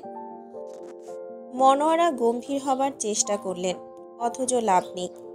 তাই তিনি কৌশলে বোঝানোর চেষ্টা করলেন বেপরোয়া ষাটটাকে।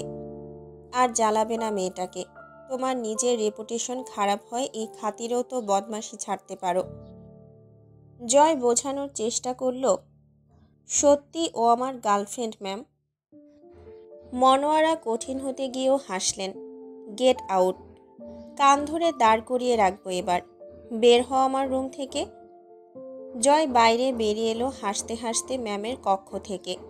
আপন মনেই বলল, আরমিন, কেন যে এত সহজভাবে নাও তুমি আমায়? কেন? হোয়াই? পলাশের ডেরা উপজেলার শেষ প্রান্তে। চারপাশে বিশাল বিশাল গাছ, তার পাশে একটা পুকুর আছে। পুকুরের পেছনে দোতলা বাড়ি, উপরে শ্যাওলা পড়া রুফটপ টাইপের। হামজা বসল। পলাশ এলো গায়ে শার্ট জড়াতে জড়াতে। পরনে 3/4 প্যান্ট, নেমে আছে কোমরের নিচ অবধি। এমন সব সময় আসো? এই তো কেবলই গেলাম রুমে।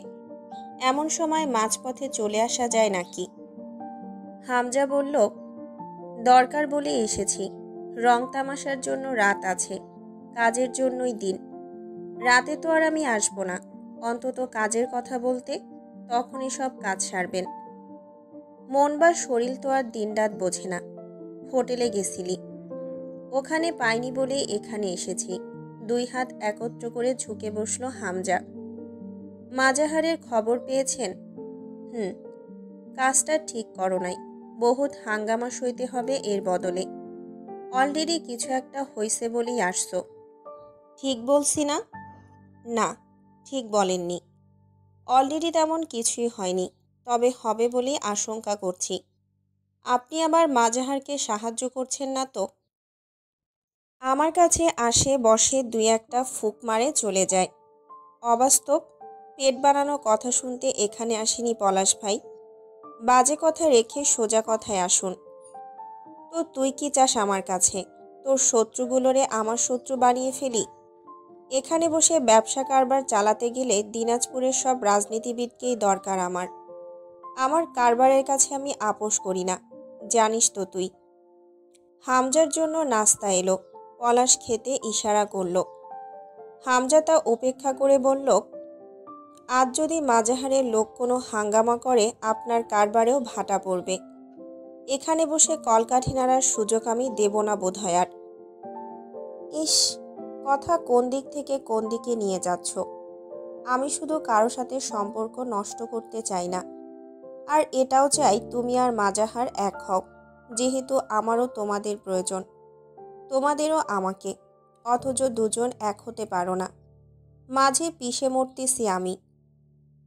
অথচ মেয়রও হচ্ছি আমি। মাজাহারের গোষ্ঠীশুদ্ধ রাজনীতি থেকে উপড়ে ফেলব। তাহলে ওদের সাথে আপনার সম্পর্ক রাখার বিশেষ দরকার হবে বলে মনে হয় না।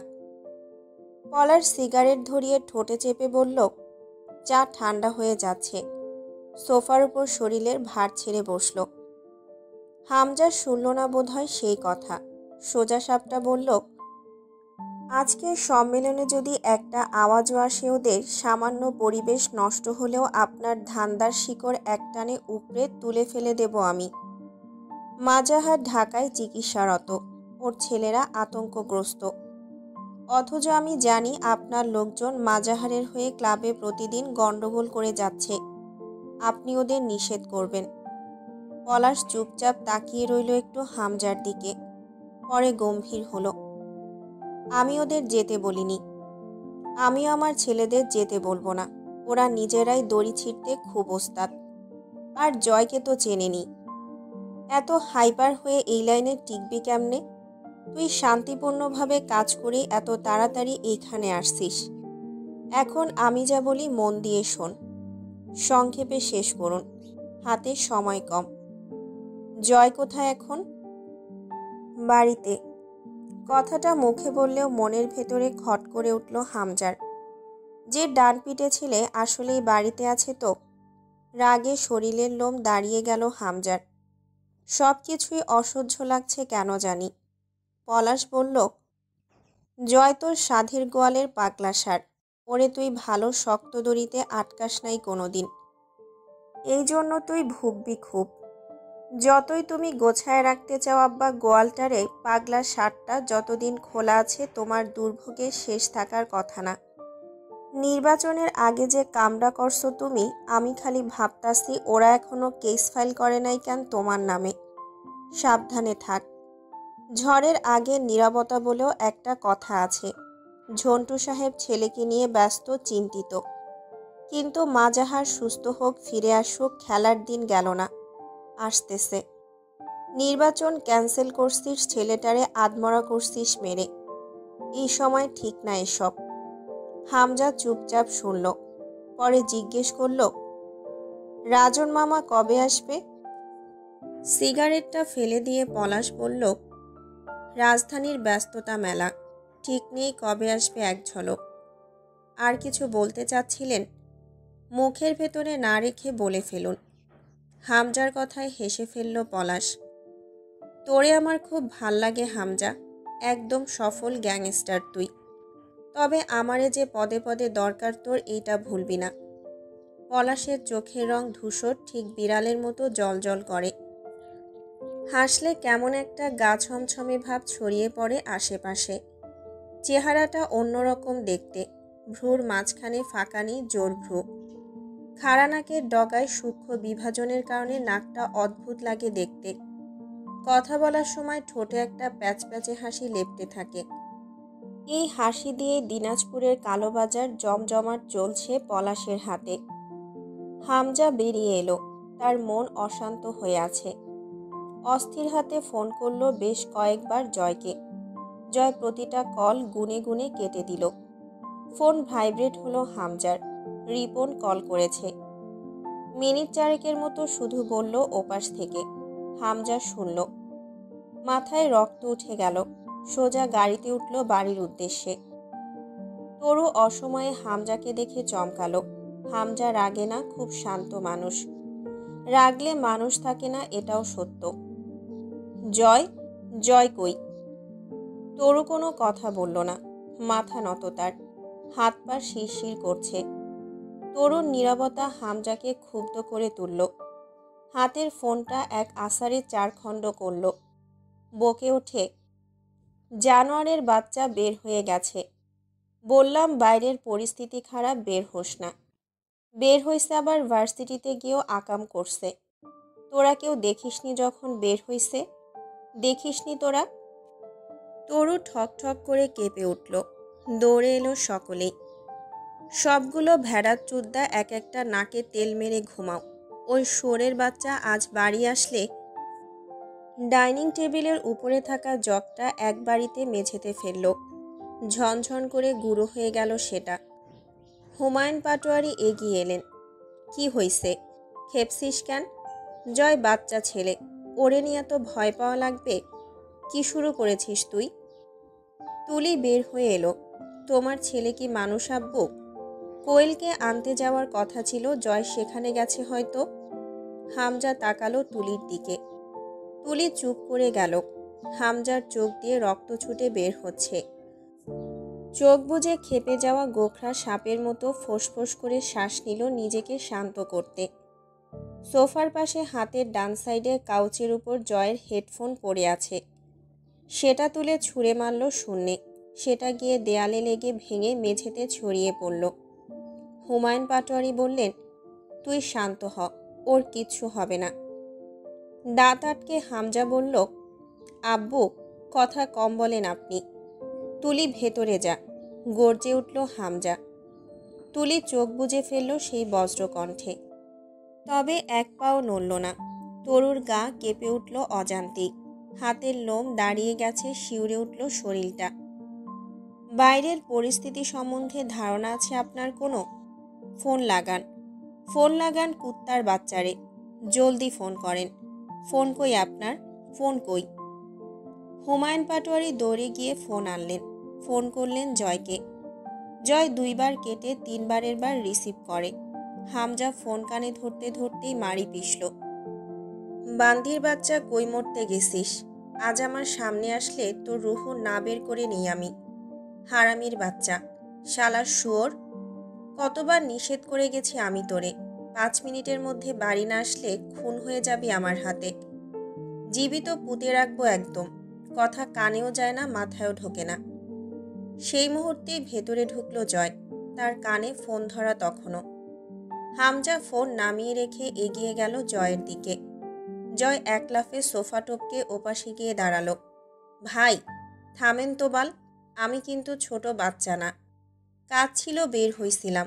সবার সামনে মারলে বেজ্জতি হবে আমার। হামজা তেরে ধরতে গেলে জয় ছিটকে দাঁড়ালো। আমারই কি তোমার ভোদাই মনে হয় ওরা আসবে আমার ক্ষতি করে চলে যাবে, আর আমি পেছন মারা খেয়ে জায়গায় পড়ে থাকবো এখানে? হামজা নিয়ন্ত্রণ করতে গিয়েও পারল না। বিশ্রী ভাষায় বকল, আর একটা কেস যদি ভরে দেয় তোর পেছন দিয়ে, তারপর? এমনিতে কি চারদিকে প্যারার অভাব? কিসের সম্মেলন ডেকে এসেছিস কালকে? আর মাত্র 15 দিনও নেই নির্বাচনের। এই সময় তোকে টলারেট করব নাকি? যা যা ঝামেলা বেঁধে আছে চারদিকে, সেগুলো দেখব। আরও ঝোপে ঝোপে আসছে, সেগুলো ট্যাকেল দেবে কে? তোর ঝন্টু আব্বা তোর নামে কয়টা কত রকমের কেস ফাইল করবে। তোরে ফাঁসির দড়িতে না অন্যায় ঝুলাবে। আমার নির্বাচন চাঙ্গে না মাচায় তুলবে, সেই পরিকল্পনা আছে। ভার্সিটিতে তোর বিপক্ষে আন্দোলন চলছে।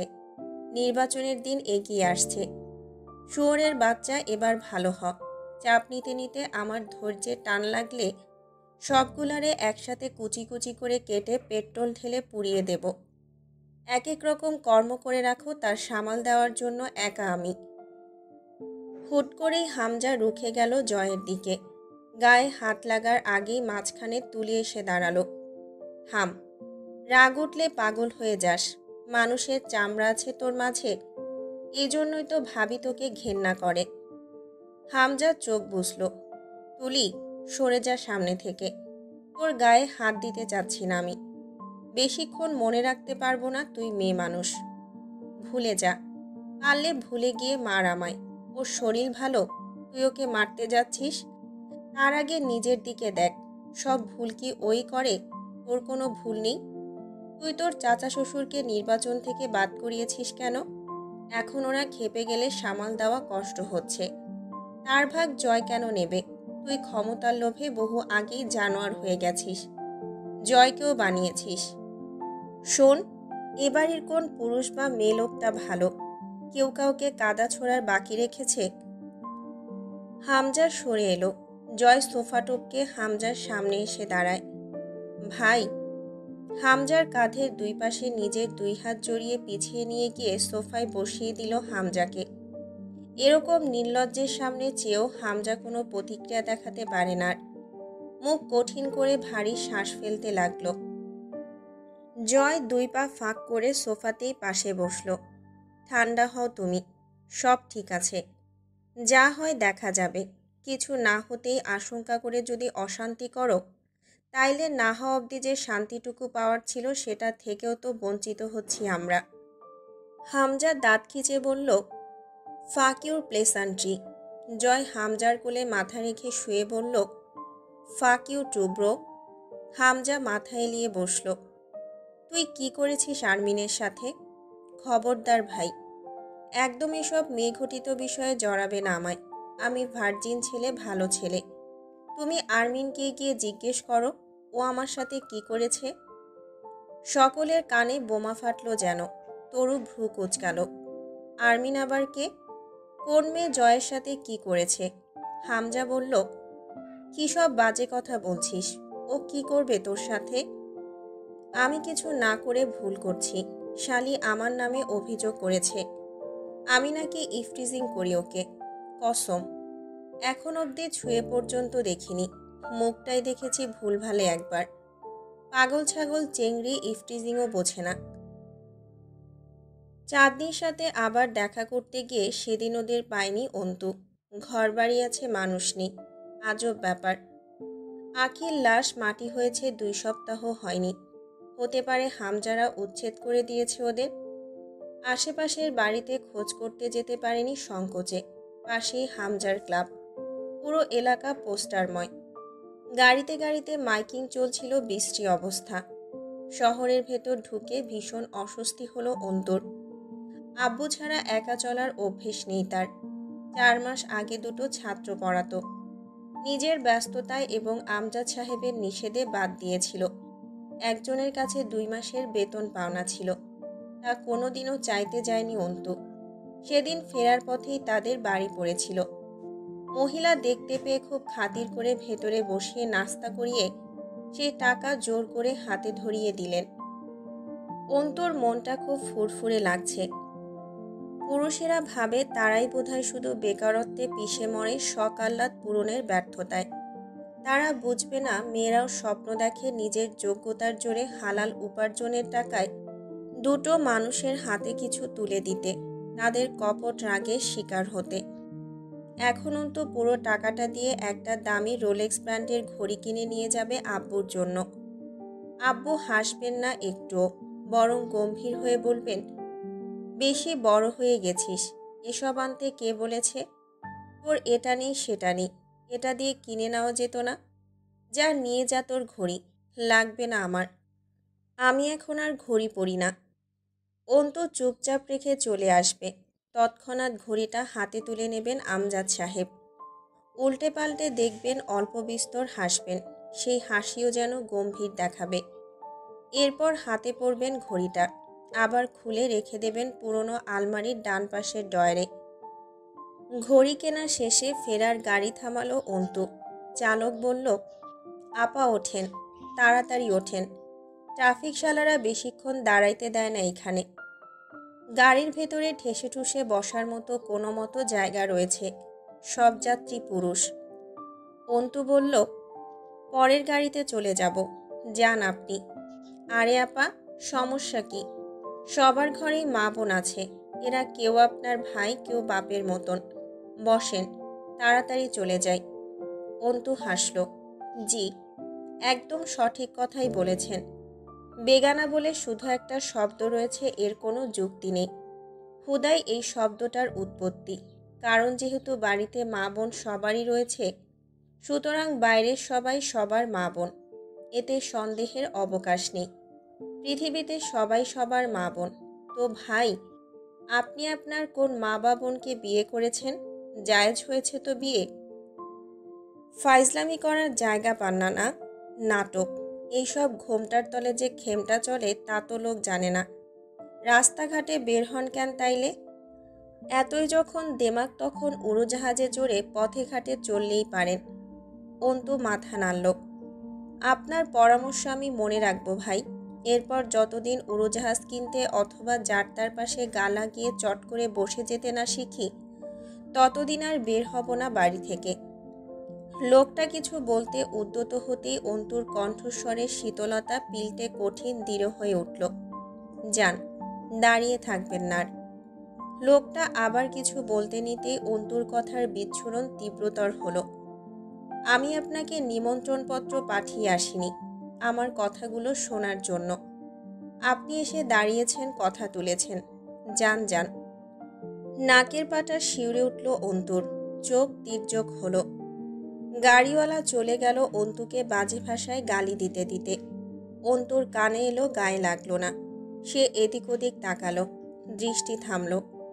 অন্তিক রাস্তা পার হচ্ছে, সাথে একটা কালো কুচকুচে লোক, ভয়ঙ্কর চেহারা সুরত।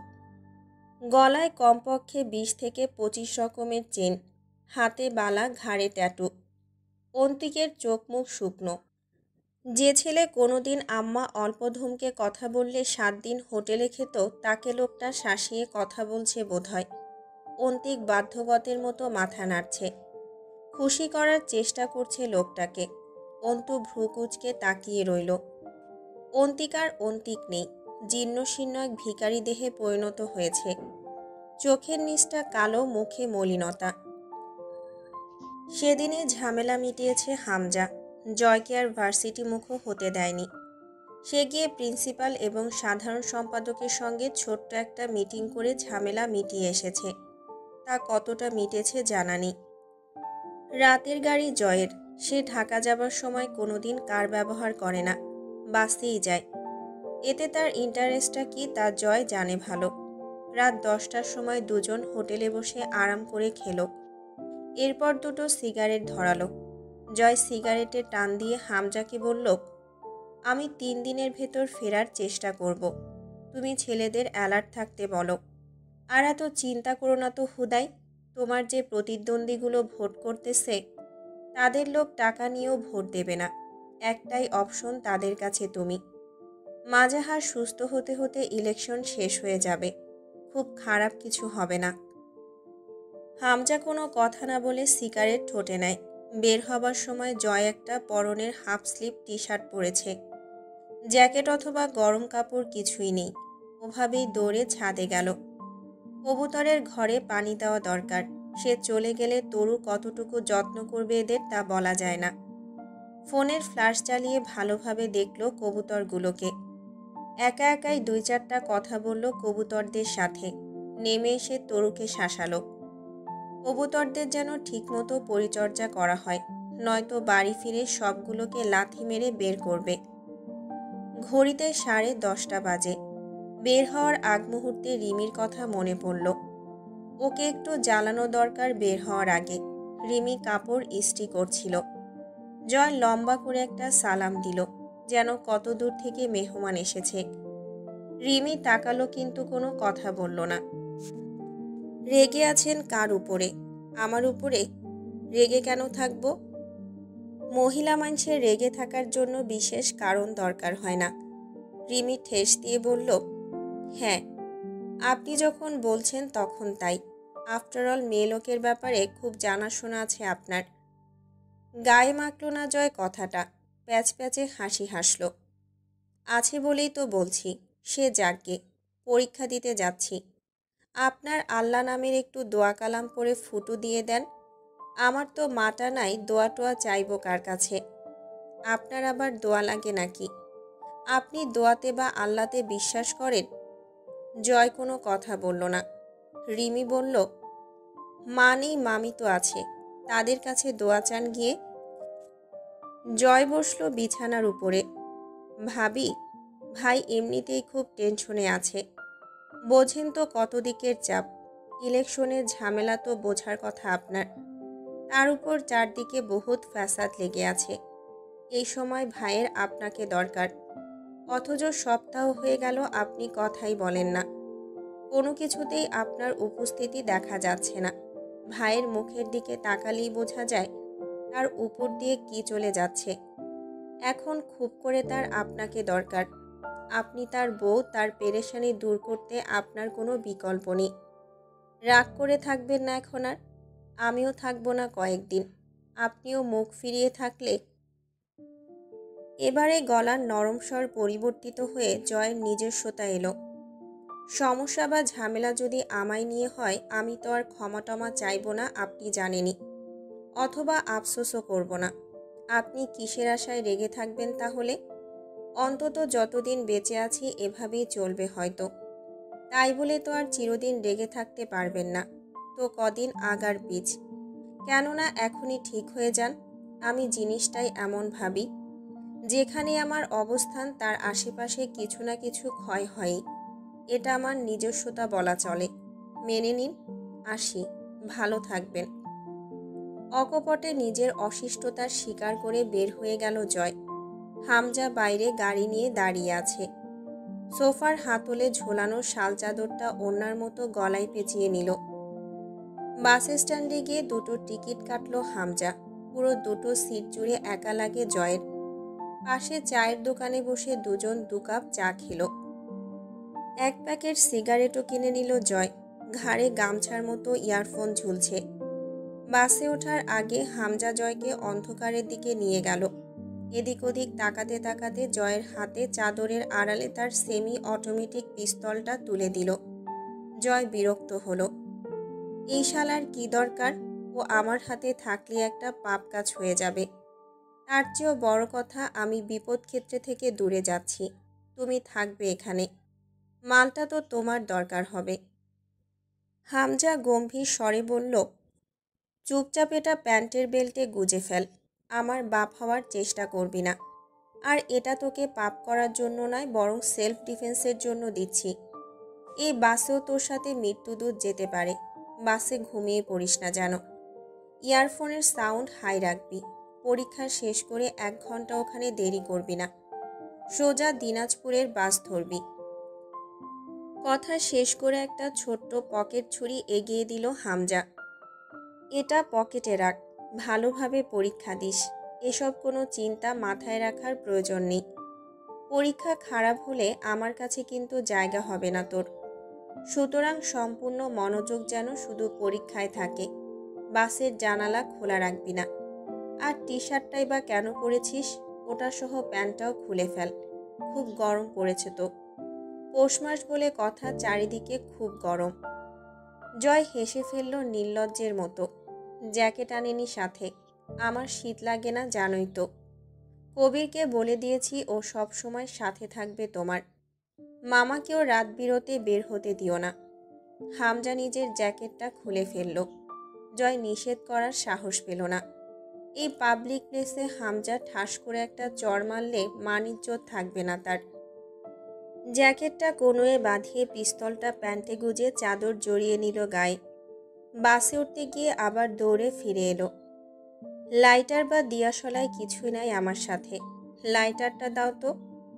হামজা লাইটার বের করলে তা হাতে না নিয়ে আলতো করে একবার বুকে বুক মেশালো জয়। পরে লাইটার নিয়ে দৌড়ে গিয়ে সবে চলতে শুরু করা বাসে লাফিয়ে উঠল। পরদিন অন্তুর ইনডাইরেক্টলি এনথ্রোপোলজি পরীক্ষা। অন্তুর মনে হয় নৃবিজ্ঞান হলো সবচেয়ে বাজে সাবজেক্ট। বাকিগুলো ভালো না, তবে এটা অসহ্যকর। অনেকক্ষণ যাবৎ আম্মু ডাকছে খাওয়ার জন্য। অন্তু ঠিকমতো জবাবও দিতে পারেনি। দরজার বাইরে থেকে অনুমতি চাইলেন আমজাদ সাহেব। আসবো? অন্তু বিরক্ত হলো। আব্বুর এই স্বভাবটা কখনোই যাবে না। আমার ঘরে ঢুকতে অনুমতি কিসের তোমার আব্বু?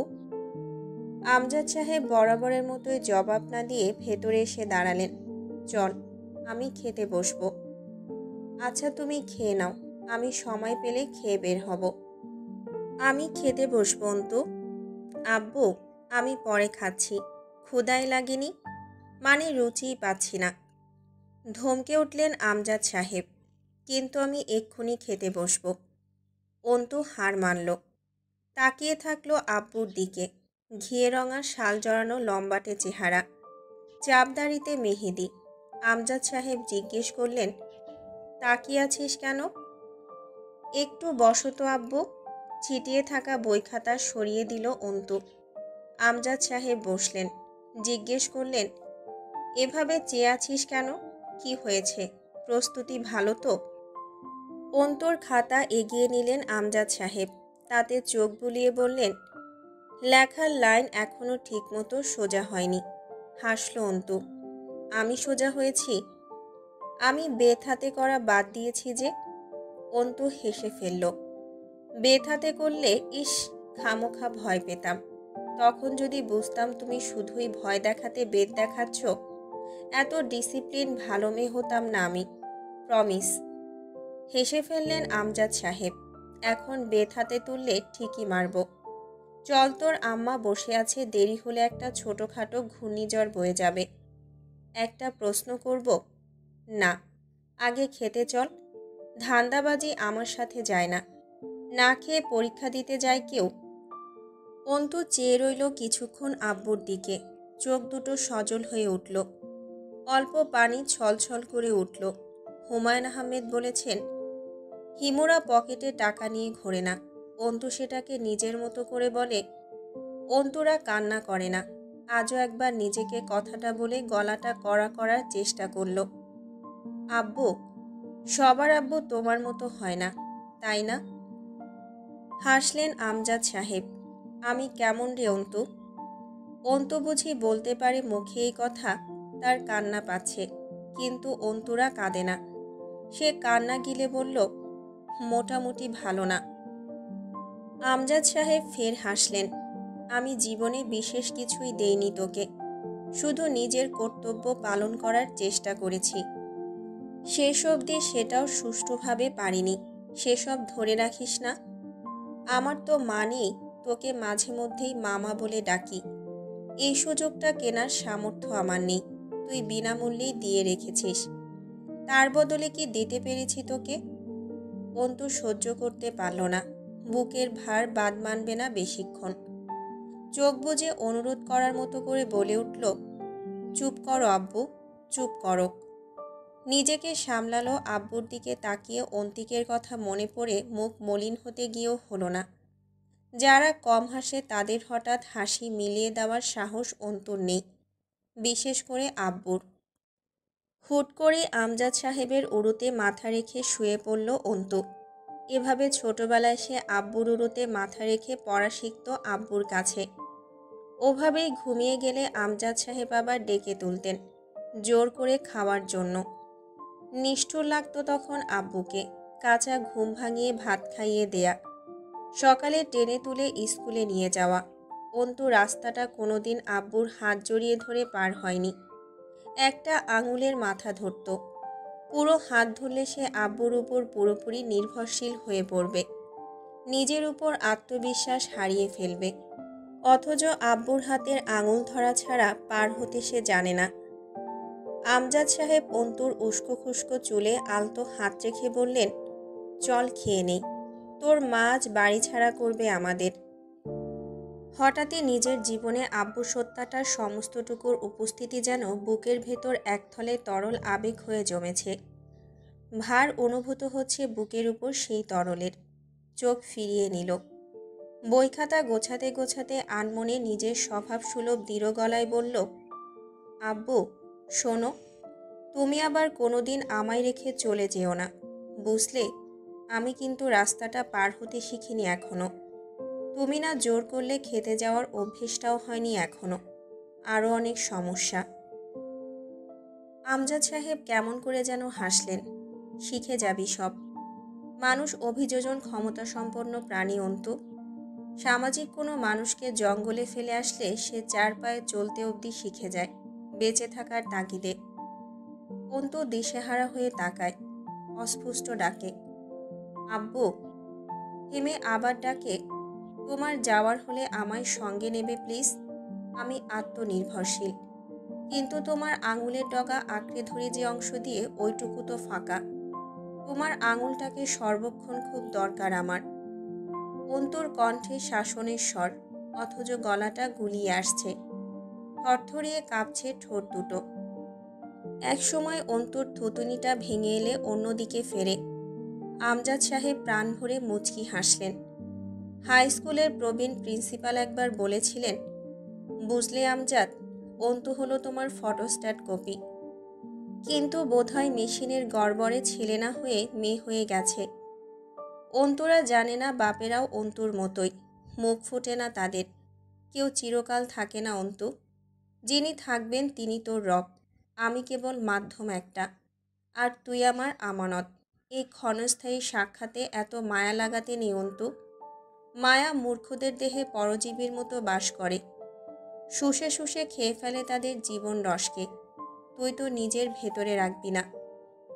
অন্তু নিজের উপর বিরক্তিতে নাক মুখ কুঁচকে শক্ত গলায় বলল, আব্বু, হুট করে এত বুকে হাহাকার লাগছে কেন বলো তো?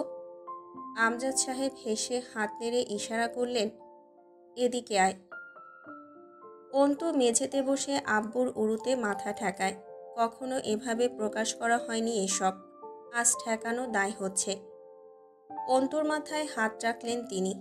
আমি আছি, যতদিন আছি আমি আছি। আমি না থাকার কালে যা আসবে তোর উপর তার দায় আমায় দিস না। সাধারণ এক মানুষ হয়ে এত ওজন বয়ে নিতে পারবো না আমি। অন্তু মুখ তুলল। তিনি হাতটা শক্ত করে চেপে ধরলেন অন্তুর, যেন অদম্য এক সাহস তিনি অন্তুর ভেতরে প্রবেশের চেষ্টা চালালেন। আমি থাকবো না চিরকাল, কিন্তু তোকে নিজের জীবদ্দশা কাটিয়ে তবে রবের কাছে ফিরতে হবে। জীবন একটা চক্র অন্তু, জীবন একটা রণক্ষেত্র। সেখানে তোর হাতিয়ার হলো আত্মবিশ্বাস আর ঢাল হলো ধৈর্য। এই দুটোকে সবসময় শান দিয়ে পিঠে সজ্জিত করে রাখবি। মনে রাখবি, ধৈর্য নামক ঢালটা যেন বেশ পুরো হয়, ছোটোখাটো আঘাতে তার কণাগুলো ছিটকে না যায়। যে পথে পা বাড়াতে চলেছিস এই সমাজ তোকে ভালো রাখবে না অন্তু।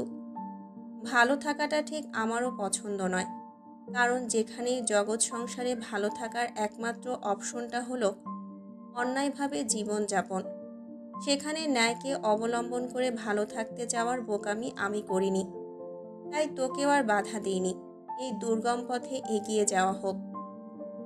আমজাদ সাহেব হাঁটতে হাঁটতে বললেন, সব সময় মনে রাখবি, যা ঘটছে তা ভয়ঙ্কর নয়, কারণ তা তোর সামনে রয়েছে।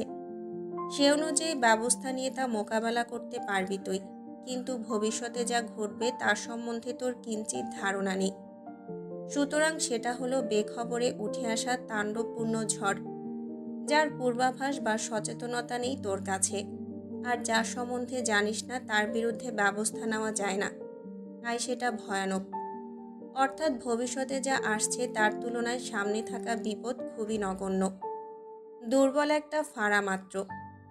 ভবিষ্যতের অজানা বিপদের চেয়ে এটা দুর্বল, আর এই দুর্বল বিপদের চেয়ে তুই বহুগুণ শক্তিশালী, বহুগুণ। অন্তু আজ অবধি কোনোদিন আব্বুকে ছাড়া কোনো ছোটোখাটো পরীক্ষাও দিতে যায়নি। তিনি স্যান্ডেল খুঁজে পেলেন না। পরে দেখলেন অন্তু তা পরিষ্কার করছে একটা কাপড়ে ঘষে। গম্ভীর হলেন আমজাদ সাহেব, তোকে নিষেধ করেছি না এসব করতে? স্যান্ডেল পায়ের জিনিস, তা আবার ঘষে মেজে পরিষ্কার করার কি আছে? সুফিয়ানা ভালো না, তুই আর কোনোদিন স্যান্ডেল পরিষ্কার করবি না। অন্তু সেটা পাত্তাই দিল না। রাস্তার ধারে দাঁড়িয়ে বরাবরের মতোই আব্বুর আঙুলের ডগাটা নিজের তর্জনী আঙুল দিয়ে জড়িয়ে ধরেছিল অন্তু। ভার্সিটিতে ঢুকে বুকের কম্পন বাড়ল। না জানি কোন দিক থেকে জয়ামির এসে দাঁড়ায়। আমজাদ সাহেব ফাইলটা অন্তুর হাতে ধরিয়ে দিয়ে কিছুক্ষণ উপদেশ দিলেন, যেন অন্তু কিন্ডারগার্টেনের শিক্ষার্থী এবং সে যাচ্ছে পরীক্ষা দিতে। তাকে শিখিয়ে পড়িয়ে দিচ্ছেন আমজাদ সাহেব। অন্তু হাসল। আমজাদ সাহেব পকেট থেকে 100 টাকার একটা নোট বের করে বললেন, আবার নিতে আসতে হবে নাকি, নাকি চলে যেতে পারবি? অন্তু ঘাড় নাড়ল, আসতে হবে না, আমি চলে যাব। যতক্ষণ অন্তু বিল্ডিংয়ের ভেতরে ঢুকে বারান্দা পার হলো ততক্ষণ অপলক চেয়ে রইলেন আমজাদ সাহেব। অন্তু আড়াল হলে অশ্রুসিক্ত চোখটা উপরের দিকে তুলে ভেজা ভাবটা শুকানোর চেষ্টা করলেন। আজ অন্তু দ্বিতীয় বর্ষের ফাইনাল দিতে ঢুকছে। কদিন পরে এলএলবি চূড়ান্ত পরীক্ষায় বসবে। তখনও এভাবেই গিয়ে চাতক পাখির মতো চেয়ে থাকবেন তিনি অন্তুর বের হবার অপেক্ষায়। কদিন বাদে মাস্টার মশাই থেকে তিনি অ্যাডভোকেট মাহেজা বিন আরমিন অন্তুর বাবা হতে যাচ্ছেন। বুকটা ভরে উঠল। চোখ জ্বালা করতে লাগলো খুব। অন্তুটা বড় হয়ে গেল। এই তো কদিন আগে হাত ধরে স্কুল ড্রেস পরে মাথায় 2 ছুটি করে স্কুলে যেত অন্তু। আমজাদ সাহেব চোখ ফেরালেন। আস্তে করে হেঁটে বেরিয়ে এলেন ভার্সিটির ফটক পেরিয়ে। পরীক্ষার শেষ না হতেই পিয়ন এলো হলে। অন্তু তখন হিমশিম খাচ্ছে লেখা শেষ করতে। অল্প সময় বাকি আছে, লেখা অনেক। তারই মাঝে পিয়ন জানালো মনোয়ারা রেহমান নিজের কক্ষে ডেকে পাঠিয়েছেন আরমিনকে। মনোয়ারা রেহমান চেয়ারে হেলান দিয়ে চোখ বুজেছিলেন। অন্তু অনুমতি চাইলে চোখ মেলে বললেন, এসো। অন্তু চেয়ারে বসল। মনোয়ারা চশমা চোখে আটলেন। অন্তুকে দেখলেন 2 বার, পরে বললেন, বুঝতে পারছো তো কেন ডেকেছি? জি, বুঝতে পারছি। জয় আর তোমার সম্পর্ক কতদিনের? অন্তুর মস্তিষ্ক হুটহাট বিষয়টা ধরতে পারল না। কয়েক সেকেন্ড পর হুট করে কথাটা বোধগম্য হতেই কপাল টান করল। কেন যেন মনে হলো ম্যাম ওকে ভরকাতেই কথাটা বলেছেন। অন্তু বলল, আমাদের কোনো সম্পর্ক নেই ম্যাম। নেই? ছিল তো। সেটা কতদিনের ছিল? মনোয়ারা আশা করেছিলেন অন্তু থতমত খাবে, অবাক হবে অথবা লজ্জা পাবে, নয়তো উত্তেজিত হয়ে উঠবে। অথচ ওনাকে অবাক করে অন্তু শান্ত চোখে চেয়ে জিজ্ঞেস করল, এ কথা কোথা থেকে শুনেছেন? সম্পর্ক ছিল কিনা সেটা বলো। থাকলে কতদিনের ছিল? কঠিন হতে চাইলেন মনোয়ারা রেহমান।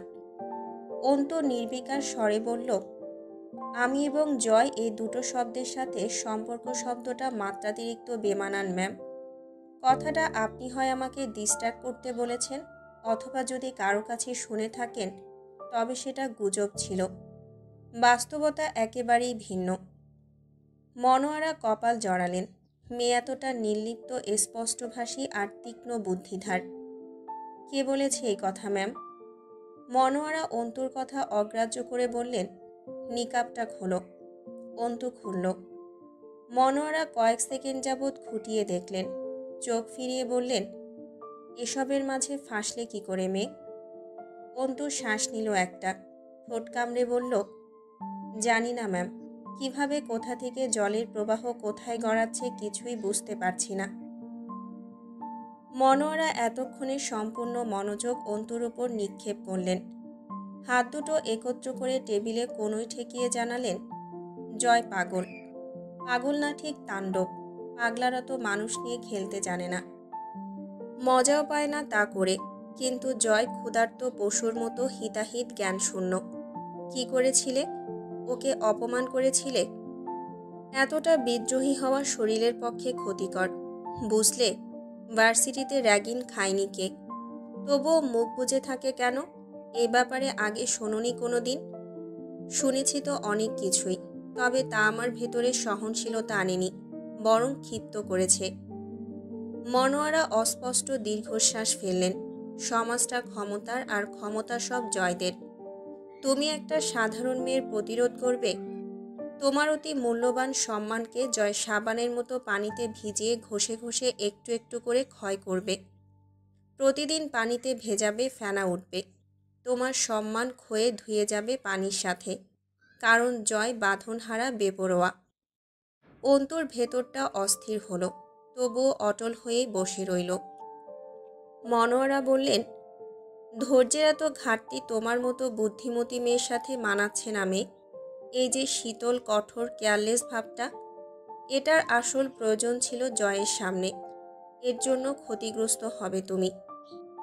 দৃঢ় হলো অন্তুর কণ্ঠস্বর। ম্যাম, নিজের সামনে নিজের আত্মমর্যাদাকে এক কোপে বলি হতে দেখেও ধৈর্য ধারণ করার মতো পুরো ধৈর্য নেই আমার। তার ফলে ক্ষতি আমার হবে এও জানি, এবং তা মঞ্জুর। আমার ধৈর্যের প্রাচীর এইসব ক্ষেত্রে খুব পাতলা, মসৃণ। নিজের অজান্তেই তা চিরে প্রতিরোধ বেরিয়ে আসে। জানি এটা বোকামি, তবে এই বোকামিকে এড়ানোর মতো মোটা চামড়া আমার নেই। মনোয়ারা অদ্ভুত হাসলেন।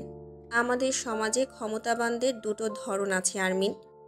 কেউ কেউ ক্ষমতার জোরে তৎক্ষণাৎ থাবা দিয়ে ধরে, আবার কেউ ছাই হাতে মাখিয়ে নিয়ে আস্তে আস্তে যত্ন করে ধরে, তবে ভয়ানক দ্বিতীয়টা। ছাই দিয়ে মাছ ধরলে আর ছুটতে পারে না, জানো তো সেটা। জয় খুব জেদি। তোমার অপমানগুলো কতটা বাজেভাবে পুষে রেখেছে ভেতরে তা জানা নেই আমার। ওর চিন্তাধারা আর সবার মতো না। ও বহু পুরনো জিনিস পুষে রেখে খুব জঘন্যভাবে তার কর্জা চুকিয়ে নেয়।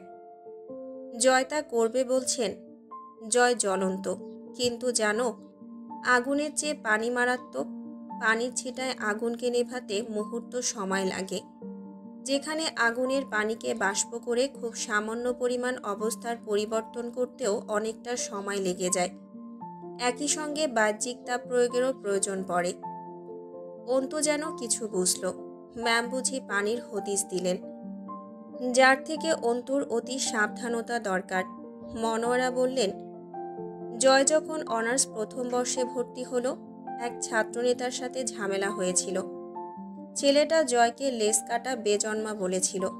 জয় হেসেছিল সেদিন। 2 বছর পর সেই ছাত্রনেতা বেরিয়ে গেল অনার্স শেষ করে। ততদিনে জয় একটা পাকাপোক্ত খুঁটি গেড়ে ফেলেছিল ছাত্র সংগঠনে। এরই মাঝে হামজা সাধারণ ছাত্রকর্মী থেকে ক্রমান্বয়ে পদোন্নতি পেল। এরই মাঝে এমন বহুত কর্মকাণ্ড দুজনে করে ফেলেছিল, যাতে করে দুজন আলোচনা এসেছিল। মানুষও ওদের চিনেছিল। ওরা লেগে গেল গণসেবায়। ধীরে ধীরে নেতৃত্ব ছড়ালো দুজনের। লোকজনের মনোযোগ পেয়ে গেল হামজা। ছাত্ররা দিন দিন জয়ের পেছনে স্রোতের বিপরীতে ছুটে আসা পিঁপড়ের মতো ভিড় করতে শুরু করল। সেই বছর সেই ছাত্রনেতার বোন ভর্তি হলো ভার্সিটিতে। রাতের বেলা গার্লস হোস্টেলের দেয়াল টপকে রুমে গিয়ে জয়ের পার্টির দুটো ছেলে মেয়েটাকে নোংরা স্পর্শ করেছিল। ভিডিও বানিয়েছিল সেটার। পরের দিন সেটা পুরো ভার্সিটি দেখল। ছেলে দুটোর মুখ চেনা গেল না। সে ছাত্রনেতা এলো। জয় সামান্য হেসে বলেছিল, ভাই, আপনি যে কারণে আমাকে বেজন্মা জারস লেস কাটা বলেছেন, সেই কারণটা যথেষ্ট ছিল না এই নামগুলো ধারণ করার জন্য। এজন্যই গালিগুলো আমার উপর জায়েজ হওয়ার মতো ঘটনা ঘটিয়ে দিলাম। আমি যা না তা বলে গালি দিয়ে আপনি মিথ্যাবাদী আর পাপী হবেন কেন? আমার বাপ মা নেই, কিন্তু জন্ম তো আমার অবৈধভাবে দেয়নি। কিন্তু আপনি বকলেন তা বলে। তাতে হয় আমার নিজেকে প্রমাণ করতে হতো যে আমি অবৈধ না, অথবা অবৈধদের মতো কাজ করে প্রমাণ করতে হতো যে আপনি ঠিকই বলেছেন। আপনি যা বলেছেন তাই কায়েম হোক। আমি আপনার গালাগালির জন্য নিজেকে উপযুক্ত করে নিলাম। তারপরে তিনি সেই মেয়ে আত্মহত্যা করল। মনোয়ারা অদ্ভুতভাবে হাসলেন এই পর্যায়ে। আমরা যে বিষয়টাকে সিম্পলি চিন্তা করি ও সেটাকে জটিলভাবে কঠিনভাবে সাজায়। ও রাজনীতিতে এসে বহুবার বহুভাবে জখম হয়েছে। এই জয় আমির একটা ছেলে নয়, একটা ধ্বংসাত্মক সত্তা। সে মার খেয়েছে, শরীরে সেসবের গর্ত রয়ে গেছে। আর কি কি হয়েছে ওর সঙ্গে তা জানার উপায় নেই। ও নিজেকে প্রকাশ করে না। ব্যাপক সমালোচিত হয়েছে, কিন্তু কেউ ওকে এড়াতে পারেনি। অন্তু কেমন করে যেন হাসল। আমার মনে হচ্ছে আপনিও এড়াতে পারেননি। খুব আগ্রহ ভরে ব্যাখ্যা করছেন লোকটার নোংরামির। তোমাকে জানাচ্ছি, সবশেষে জয়ের কর্মকাণ্ড আসলেই জারদ সন্তানদের মতোই। ওর জিদ ওকে এই পদ দিয়েছে, পাওয়ার দিয়েছে। আবার দিন শেষে দুই ভাইয়ের নিখুঁত চতুরতা জনগণের কাছে ওদের সব কুকর্মকে ছাপিয়ে নেতা করে তুলেছে ওদের। আমাদের দেশের লোকজন খুব ভুক্তভোগী। তারা অল্প একটু সুবিধা পেলেই যে কারো যে কোনো রকম নোংরামি ভুলে তাকে সালাম ঠুকতে শুরু করে। সমাজবিজ্ঞানের অধ্যাপক হিসেবে সমাজ সম্বন্ধে এই ধারণাটুকু স্পষ্ট। অন্তু যেন চেয়ারের সাথে মিশে যাচ্ছিল। জয়কে এতদিন বখাটে মনে হয়েছে, হামবড়া লেগেছে, কিন্তু এরকম নিকৃষ্ট কলুষিত জিদের অধিকারী মনে হয়নি।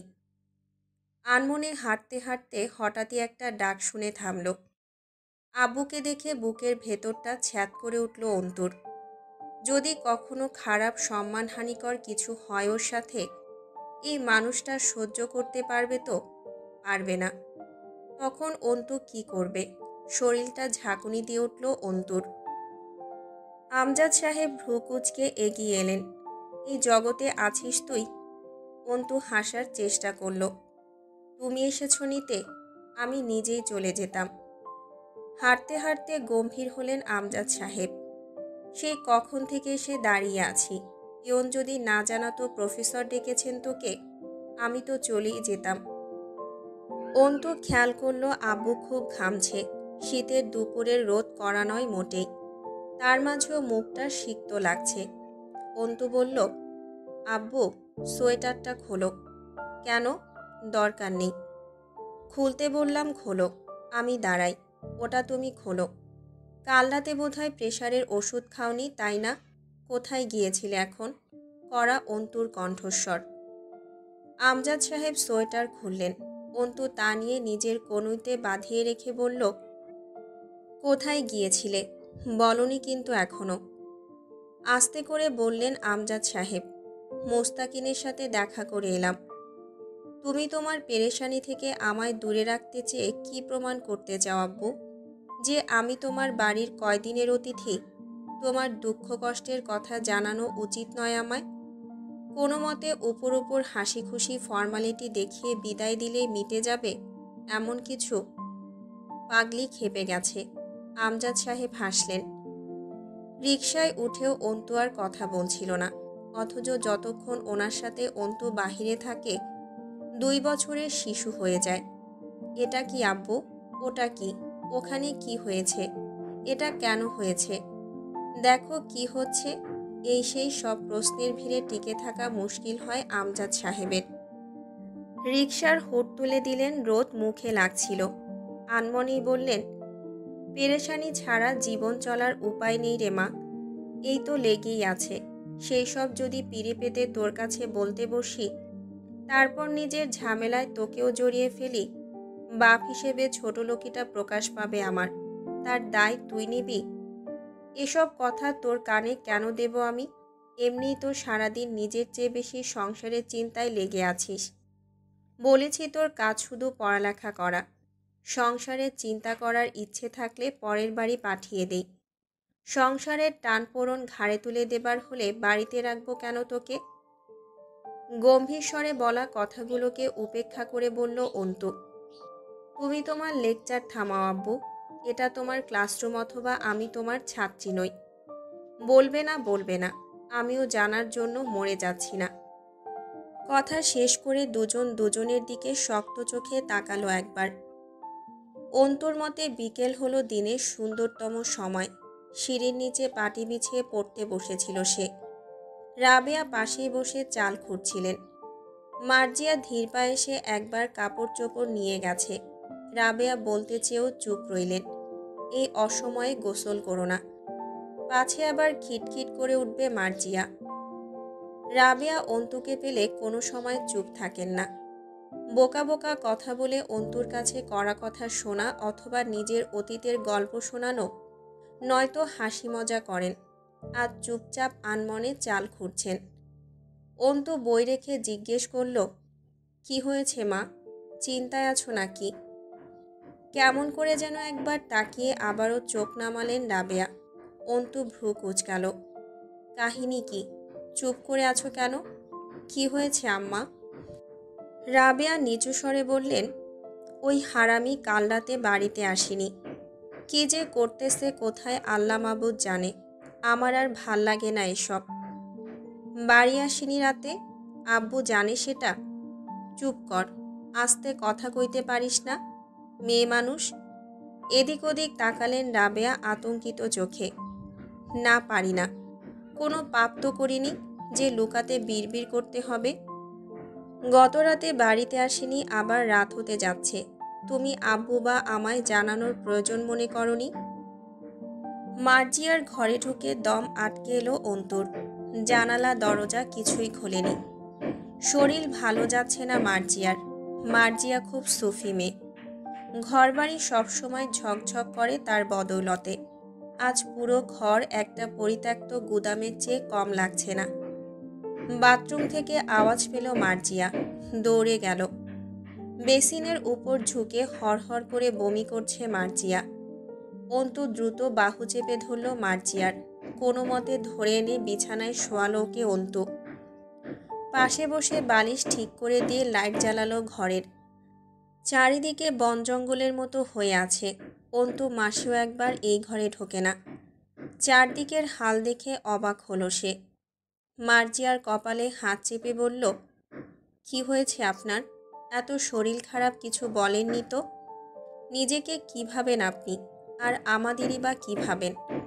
আমরা কি আপনাকে খেয়ে ফেলার জন্য ওৎ পেতে আছি এমন মনে হয়? আপনার সাথে শত্রুতা করে 2-4 পয়সা পেলে তাও না হয় ভেবে দেখতাম আপনার সাথে শত্রুতা বজায় রাখার।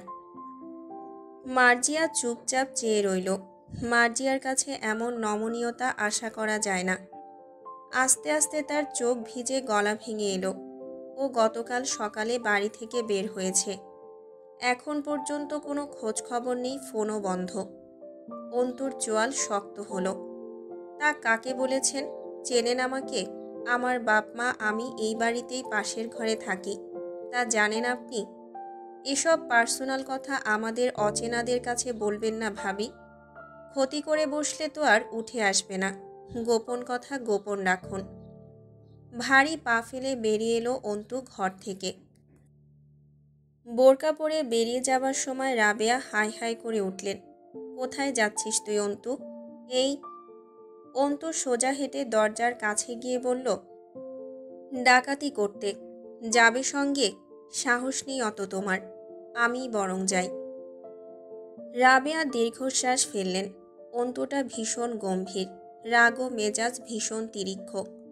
তিনি ভেবেছিলেন অন্তিক আজকের মধ্যেই ফিরে আসবে, জানানোর দরকার নেই কাউকে। অন্তুকে বললে তা তৎক্ষণাৎ আমজাদ সাহেবের কানে যাবে, একটা তামাশা হবে। খানিক বাদে অন্তু কঠিন মুখে একইভাবে ফিরে এলো। রাবেয়ার কোনো কথার জবাব দিল না, সোজা মার্জিয়ার রুমে গেল। পেছন পেছন দৌড়ে এলেন রাবেয়া। অন্তু মার্জিয়ার হাতে প্রেগনেন্সি কিট ধরিয়ে দিয়ে বাথরুম অবধি এগিয়ে দিয়ে বলল, যান টেস্ট করে আসুন। মুখের দিকে চেয়ে থেকে সময় নষ্ট করবেন না, দ্রুত যান। রাবেয়া অবাক হলেন। অন্তু প্রেগনেন্সি কিট কিনতে গিয়েছিল। বললেন, আমি তো কিছুই বুঝিনি মার্জিয়া। অন্তু আর চোখে বলল, তা শিওর হলে তো আর পরীক্ষা করার মতো উদ্ভট শখ জাগত না আমার আম্মু। রাবেয়া চুপ রইলেন। একটু পর আবার নিজেই বিড়বিড় করলেন, অন্তিক কোনোদিনও রাত বাইরে কাটায় না অন্তু, আমার ভাল লাগছে না। কই গেছে? সন্ধ্যা লাগতে যাচ্ছে, এখনো আসলো না। অন্তু একবার তাকালো তার সরলা মায়ের মুখ পানে। তাকে ভীষণ ভয় পান রাবেয়া। অন্তু চোখে আশ্বস্ত করল, কিছুই হয়নি, শান্ত হও।